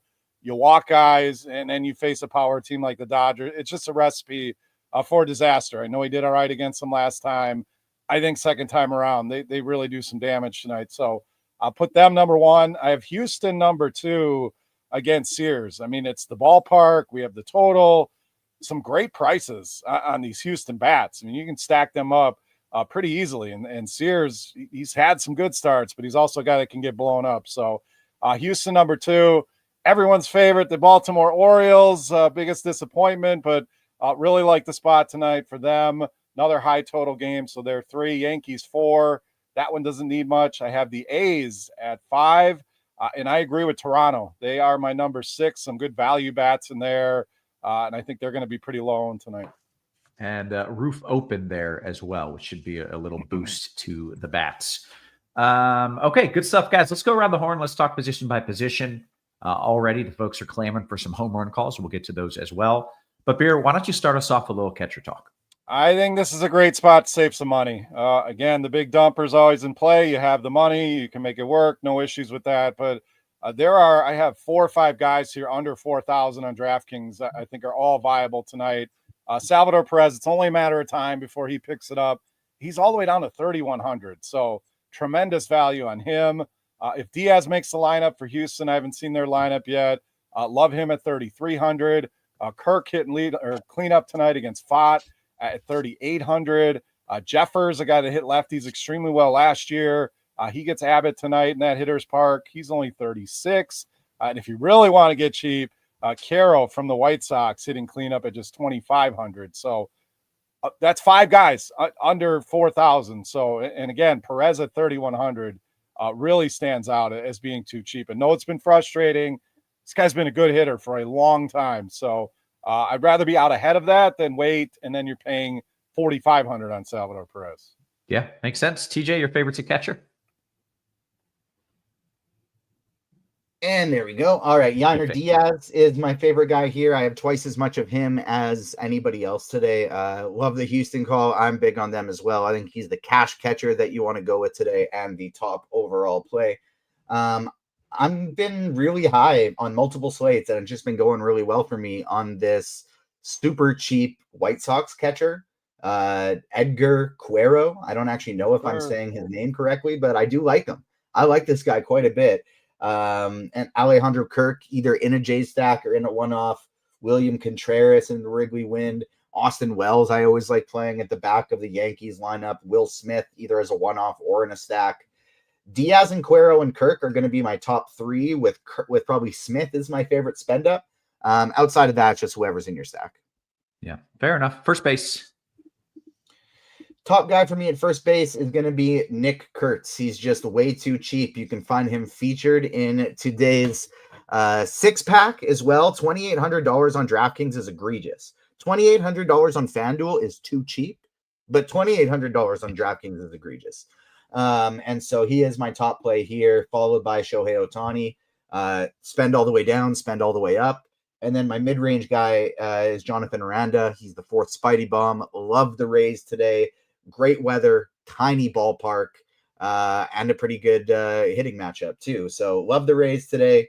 Soderstrom, Freeman, O'Hearn, Guerrero, and Bush, kind of my tier. And like, I'm mostly sticking in that 4 to 5K range today, 4 to 5.5. And so Soderstrom, Freeman, O'Hearn, Guerrero, Bush. Really like all 5 of them. And then kind of like your chalk cheap option is Christian Walker. I just like Kurtz a lot better than Walker today.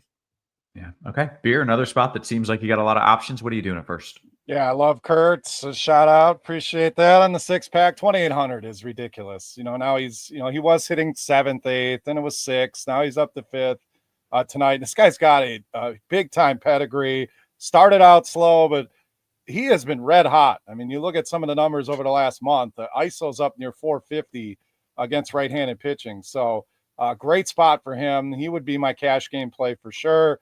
Ohtani, Freeman are the high-end guys if you want to spend. Can always make a case for those guys. I love Vlad at 4.6. Again, Brandon Pfaadt, a guy I'm going to pick on for sure. Walker is too cheap in that ballpark against Sears at 3,400. So those are the main guys for me. Kurtz is way too cheap. I'll throw Soderstrom in here. You can also use in the outfield. So you can actually get both of those guys in your lineup. So some nice flexibility there. Walker at 34, Vlad at 46. Ohtani and Freeman are your spends. Okay, good stuff. How about second base? Jose Altuve, the highlight for me here. The Chop and Dean brought up some of the BVP, but it's Sears. It's that ballpark. Another guy that's been hitting well of late. He's only 4,000, so you can move him to outfield as well. And I think this is a spot. There's a lot of options. So Jackson Holiday right there as well at 4,200. If you're spending, for me, it's probably Jazz Chisholm, second or third base on him at 5,100. I think Brandon Lau's in a good spot at 44. And then the value play will be Gavin Lux at 3,300 in that ballpark. Okay, good stuff. TJ, your favorites there at second base?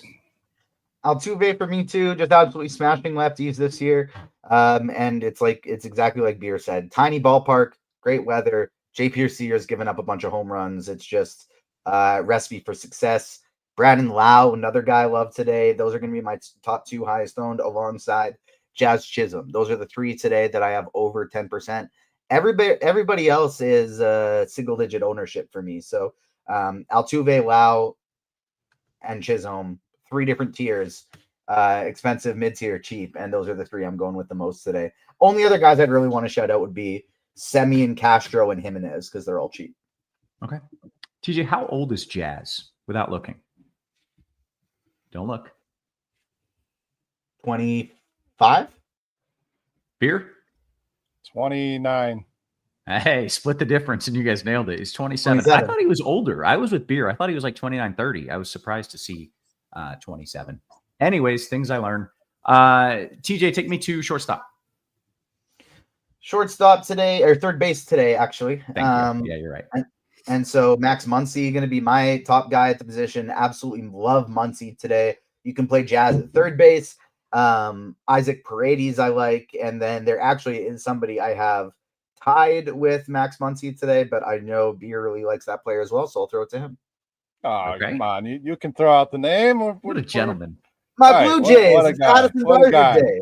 Yep, Addison Barger. It's like there's a few guys that DraftKings just refuses to move up in price, and he's one of them. I'm still shocked that he's under 4,000. So going to continue to take advantage of that. So he is my favorite. If you're spending, I think Manny Machado in a sneaky good spot. I don't think he'll see a ton of ownership, probably under 10%.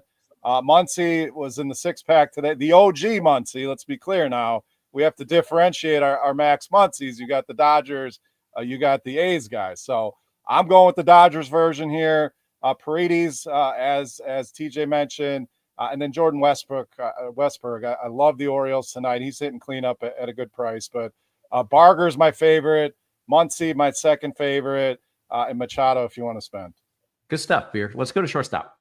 This not as loaded up as some of the other spots. I feel like we have pretty good depth at second and third, but not as many guys I love here. So Ellie is expensive, but I really like the spot for him. But my favorite, definitely Gunnar Henderson tonight against Tampa Bay. He hasn't had a ton of power, which has been shocking. And even in this morning doing some research, I'm like, Gunnar Henderson only has 20 RBIs on the season. Like, just seemed a little bit low for him. So long history, though, of hitting righties. Little has really struggled with left-handed hitters. So I like him. And then my normal Carlos Correa against a lefty. You know, it's Abbott, but good ballpark. He has hit lefties extremely well this season. Not going to do anything against righties, but he remains too cheap. But Gunnar Henderson definitely my go-to here at shortstop. Okay, good stuff. TJ, before you get to short, I just saw we're only 9 likes away from Spidey Bomb number 5. We haven't hit 5 Spidey Bombs that many shows, so this is Come on, peeps. Historic. And the last Historic time we moment. did, we hit 3 of them. Hey, that's pretty good. Let's do it again. Make sure you hit that thumbs up for us. Remember, it's free content. All that we ask is that you hit the like. TJ, shortstop, what are you doing? Gunnar Henderson for me as well. Dean wouldn't know it since he is always forgetting, but Gunnar Henderson, today's beast of the night. Dean's busy eating Brussels sprouts at the beach in a hoodie. That's so we'll give him a pass. Gunnar Henderson, my guy here today as well. Jeremy Pena coming in number 2. Love Pena whenever he's facing off against a lefty. Jacob Wilson, 3rd. I just want to target that game a ton. It's Coors Light, Coors 2.0, whatever you want to call it. Maybe not Coors Light because then you'll get sued. But this Sacramento Stadium where the Athletics are playing and the Tampa Bay Stadium are the two that I just want to keep loading up on, and they don't get treated like they should. And so that's why you see Josh Lowe, Jonathan Aranda, Jose Altuve, 3 Spidey bombs from those 2 stadiums. And so I'm going to keep targeting it. Bo Bichette, I don't mind. Mookie Betts, Dansby Swanson, Bobby Witt, and Ellie De La Cruz looks really good as well. But Gunnar Henderson, Gunnar Pena, Wilson are my 3 today. Yeah, and a quick note on those minor league ballparks you mentioned. Both of them are hot. I think in Sacramento, it's like 90 degrees today. And then in Tampa, you're well in the 80s. Both of them have winds blowing out as well. They're light. It's like a 5-mile-per-hour wind, but hot with winds blowing out. You couldn't ask for much more. We've seen what those ballparks can do. Like this Tampa very Stadium, good. Yankee Stadium, but a little bit smaller and in Florida. That's fantastic. Right. One of the negatives of Yankee Stadium is it's in New York and it's never that hot there. But this one's in Florida. Like, it's fantastic. Yep. Pretty tasty. All right. Let's go to the outfield, TJ. By the way, we are now at 200 and something likes, TJ. Yes, we are. And so let me see here who I want to go with for my 5th one as of the guys that Spidey recommended today.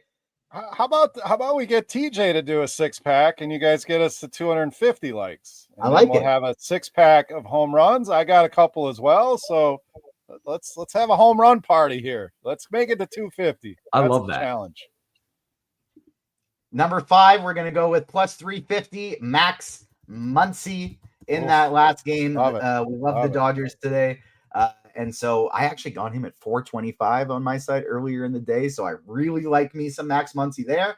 And yeah, let's do it. 5th one at 250 likes. We can do it. People get these likes up. We got over 600 watching on YouTube. We got over 1,300 people watching total across the different streaming sites. Let's bump these likes up and let's get it done. Okay. Very good. What are we doing in the outfield, TJ? So my highest owned outfielder today is actually Jason Dominguez, the Yankee switch hitter who's young. He's been pretty good, and he's been hanging around 6th or 7th or 8th in the lineup all season. Sometimes as high as 5th, but today he's hitting leadoff. And so $3,700 Jason Dominguez, Yankees, one of the top stacks on the board, should be getting some real nice pitches to hit with Aaron Judge batting 2 right behind him today. Another guy I really like that's gotten moved up in the order, somebody we're used to seeing in the middle, but has been hanging out near the bottom of the order for the last couple months, despite in the last 2 weeks absolutely smashing the ball, is Adolis Garcia. Love him in tournaments today. Super duper cheap.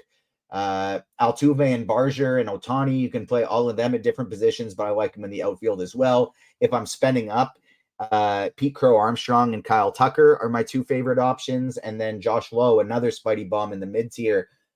Lowe and the athletic players, Rooker, Soderstrom, Butler, love those guys today. It's just such a strong position. I like Sal Frelick as a cheap option. Fernando Tatis was on a cold streak. His DraftKings price lowered. Now it's about $1,000 too low, and he's smashing the ball. So we might as well try and take advantage of that before his price gets up. It's just such a strong position today. Yeah, good stuff. Okay, outfield beer. Share a lot of the same names here, so TJ must have been looking at my notes. But I love the Cubs. They're expensive, but people worried about the rain, these prices. We mentioned there's so much value on the slate that you can make it work with these Cubs, even up at 6K. So, but Ian Happ is cheap, so he stands out. Aaron Judge is always in play, but I really like Dominguez and Stanton, both right around 4K tonight. Evan Carter hitting leadoff for Texas. I like him. I know we had a question about Texas in the chat. I do think that could be a sneaky stack tonight. Remember, guys, we can't talk about every single stack that's viable. We said there's probably 20-some stacks that are viable. So nobody's talking about it. Nobody's looking at them. You know, be grateful for that. And I think Texas could certainly be one of those teams tonight. And then I love the A's outfield here. Any of Butler, Rooker, Soderstrom, all in play. We mentioned some of the guys that you can punt out here. I like second base a lot, so maybe you like a Jackson Holiday. You can kick out Tuve to the outfield, but the A's stand out as well as a team. Any of the three are in play for me. Yeah. Okay. By the way, we're just roughly 20 likes away from getting the 6th Spidey Bomb and having a 6v6 6-pack off versus Spidey off. There we go. I mean, it doesn't get much better than that. So I'm going to pull up YouTube right now, make sure that I am hitting that like button as well, because, quite frankly, I want that. I am about that. So I'm headed over to RotoGrinders. Of course, y'all already have it up. A lot easier for you. All you got to do is hit the like. And there's the live. And boom, done. Okay.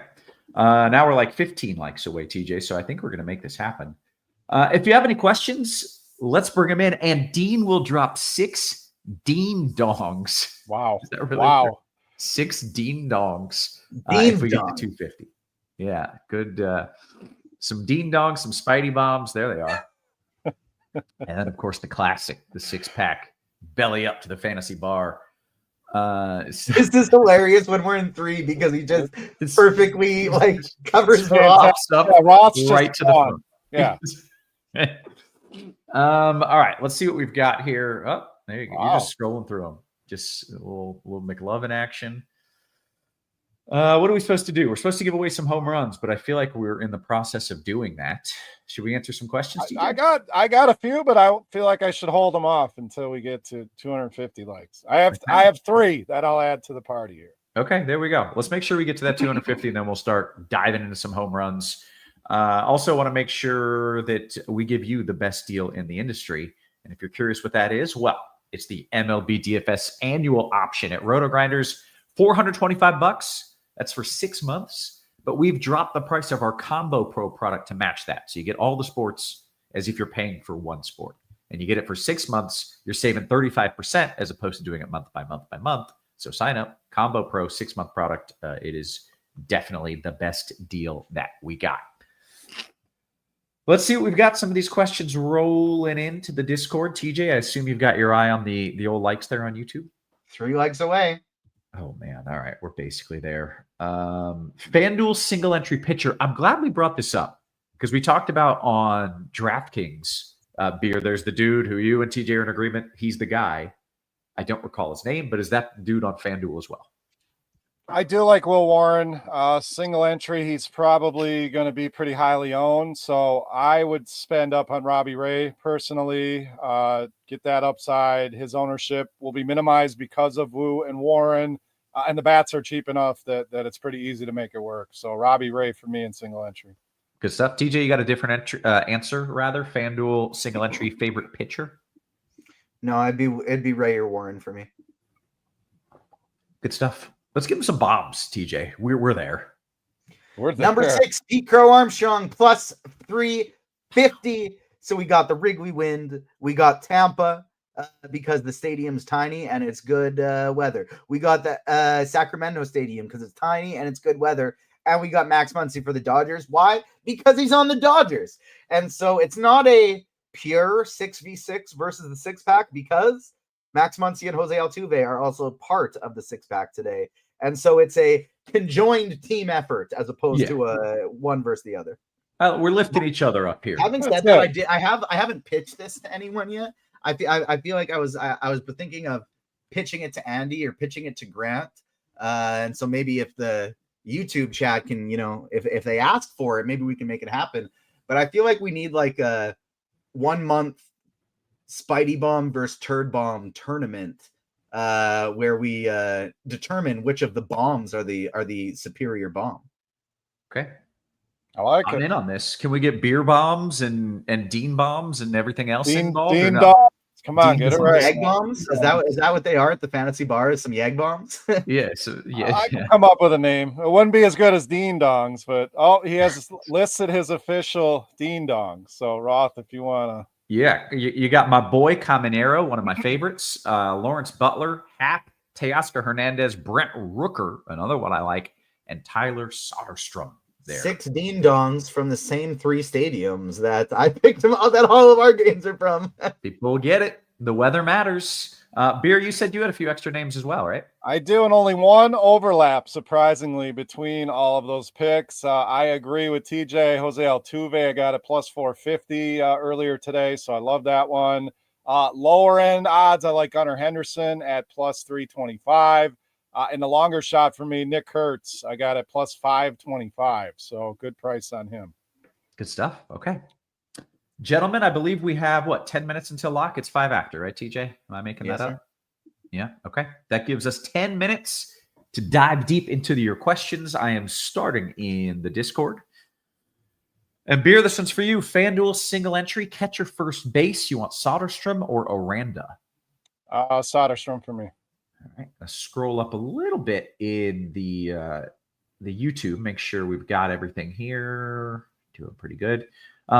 Beer, can we trust a lighter as an SP2? Lighter. I don't know about trust is a strong word on that. Is he usable? Yeah. I said I don't love a lot of things, but there is a chunk of pitchers that are usable. I don't trust any of them, to be honest, but he's certainly in that mix. So I prefer Kramer in that range, but I get the reason for lighter. Okay. TJ Peters says, DK large field GPP. What do you think about a red stack? Haven't heard too much about them today. Yeah, they're projecting pretty well. They're coming with a decent amount of ownership. I'm light on them personally because I like Festa, but there's nothing wrong with them by any means. Okay. Right back to you from Jorge. TJ, who's your favorite outfielder? DK cash, 45 hundo or cheaper, please. I think it's going to be Josh Lowe. Let me double check. Lawrence Butler. Oh, okay. Very good. Beer, coming to you. Well, it's just Pete Alonso to homer plus 420. That seems silly. You on board, Beer? I mean, the matchup is not the greatest, but anytime you can get a price on him, I mean, he's normally a plus 250, plus 300 guy. So not a bet I've placed personally, but it is a nice price on him. Yeah. Okay. Beer Razzle Dazzle in the Discord says Cuero. Thank you. Cuero. Soderstrom or Diaz and Dominguez, DK cash. Diaz and Dominguez, but Cuero is good value. If you need to save some money, I don't hate punting on him and open up some money elsewhere. Okay. Steve coming with the big question, the big money, the big bats. In the outfield on DK, you want Judge or Ohtani, Beer? I want Ohtani, but I do feel like after yesterday, a lot of people are going to shy away from the Yankees. Look, it's a bad day.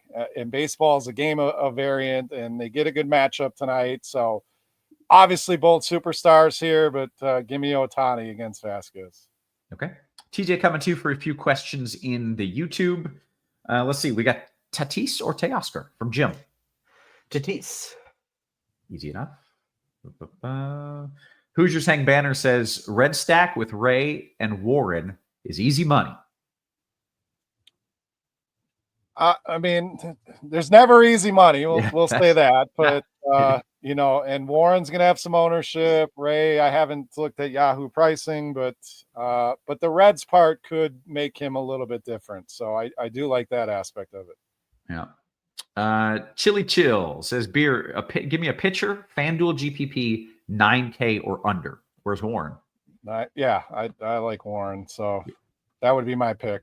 You can get different with the bats, so I know a lot of people freak out about the ownership on them, but I love the matchup that much, and I don't think the ownership's going to be where you have to worry about it that much. Yeah. Okay. Very good, guys. We are 6 minutes until lock. We have already caught up on the questions, so if you have any questions, it can be about baseball. It can be about the finals. Beer. Sorry about how things have turned, but all that I said is that they will compete. They're not going to win, and they will win a handful of games. I should have dove in the DM. I know Big T was in the chat trying to take some giblets. So that's on me for not following through on that. Yeah.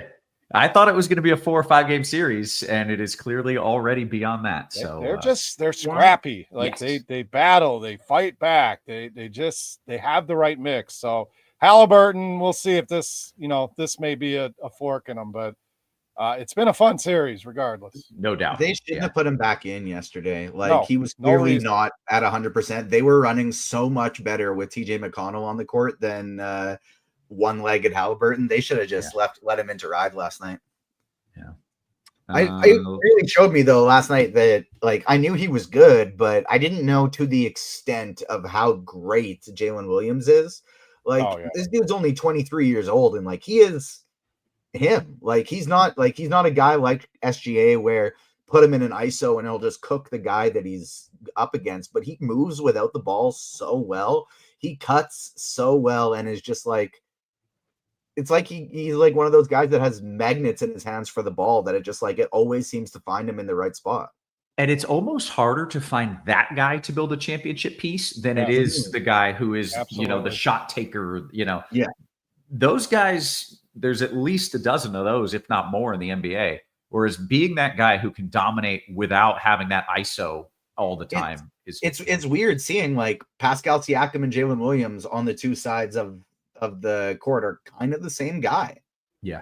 Where it's like they're not a one, they're not the top guy, but they're a really, really good second guy. Yep. Sam Presti's a damn genius. I mean, you look at the team they built, the war chest, the picks that they still have. I mean, they could go make a play for Giannis. They could do whatever they want or keep this core together. I know they have a kid in Europe who's supposed to be awesome. They haven't even brought over yet. So, and I think 10 first-round picks coming up. So, they're in the mix for a long time. Yeah, he is just built a juggernaut. Yeah. And they play the right way. I don't mean to. They also play intense. They D up. They play the right way as well. And part of that's because they're young, and hopefully they can hold that. But they're a really fun team. Okay, back to the QQs. We've eaten a little bit of time. Beer, thoughts on my lineup in a large field DK tournament? I've got two pitchers less than 8K with a 5-3 double dip with D-backs and Jays. The D-backs part will certainly be under-owned. So I like it. It's you're getting a little bit different and a good environment there. That game could certainly see some runs. Yeah. Okay. Very good. Jumping back. Joseph says, any weather concerns? There's the late start in Atlanta. I fully expect it plays. And there's a chance for a delay in both Chicago games. Beyond that, I don't have much to add. Let me just look at radar while we're here. Have we gotten a Houston lineup yet, or are we not going to get that here, I suppose? TJ, you seen anything? I didn't actually realize that we hadn't gotten it, but no, it doesn't look like we have. It's like they're the last one. Yeah. Dean says, but how could these teams possibly compete with the bad boy Pistons? There were people bringing that up.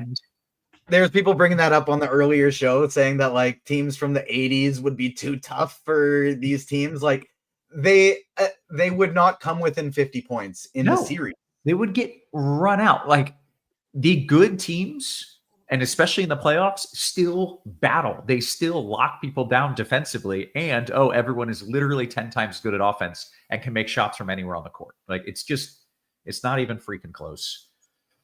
Okay, let me see. Kason Wallace would have been dropping 20 points per game in that series, like in the 80 series. It's like, someone in the chat says recency bias. That's not recency bias. That's things get better over time. A car 20 years ago doesn't run as fuel efficiently as they do now. Like things just get better. Yeah, the overall athleticism, the shot making, it's all just through the roof. TJ, will Baltimore be gutless tonight? Better not be. I have a decent amount of them. Hope not. All right. What are we doing for dinner tonight? Like, they haven't been as bad as they had been. Like they've been getting picked up a little bit. Yeah.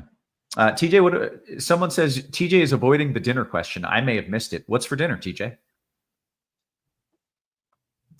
It's a good question. I had Vietnamese food for lunch, and there's a bunch left over with some pad thai, and we also have pizza from the night before left over. And so I'm assuming I will eat one of those two, probably the Vietnamese. I think you do both. I think you get a little bit of pizza, a little bit of Vietnamese, and you do both. Beer, you got plans? No plans. We'll see. Our house is chaotic. Travel, sports, practice here, there. 3 kids playing sports, so it's a lot of fend for yourself around here. So we'll see what I find. My home is increasingly becoming that, and I just only have 2 kids, 3 and 5, and I know that it just it just takes off. It's anyone has the same face that I do. That I love it for them because they love it, but your life becomes travel sports. Yeah. Astros lineup: Pena, Paredes, Altuve, Diaz, Walker, Myers, Cam Smith, Dubon, and Hummel. Hummel was not projected in there, so let me double check. Who's the one guy that is not in the Houston lineup? Rogers. Brendan Rodgers, who was not even in my pool anyways. We're good. Nailed it. Okay. Hey, guess what? We nailed it too because we have hit the lock. Make sure you hit us with a thumbs up on the way out. But TJ, this is a new record, right? What did we get? What do we end up with? 4,000 likes? We ended up with 261. I believe for football, we've hit like 400, but for a baseball show, this might be near the top. I'm proud of everybody. And we gave you 15 home run calls. Yeah. Between the 3 of us here. That's pretty good. That's pretty good. And a spot-on weather report with a hell of an intro for Roth. I mean, we're rocking it today, boys. It's a pretty good show. I would love to have the ability to just go and then ignore when someone says something crazy, ridiculously crazy. Chat's now talking about how NBA players in the 80s were less athletic but more skilled than players today. They couldn't shoot. They couldn't shoot threes yet. What do you mean more skilled? This is like high school teams are more skilled than some teams in the NBA teams in the 80s. They may have been more fundamentally sound, right? They may have had a little bit more, but they couldn't shoot. They couldn't dribble. And more physical, but how exciting were them playoff games when it's 62-60 in the fourth quarter? Like, all right. Anyways, we're going to clear on out of here. So let's bounce. For TJ, for Beer, for our wonderful production crew, always working hard behind the scenes. Guys, we appreciate you. We love it. And we will catch you tomorrow. You have been crunched.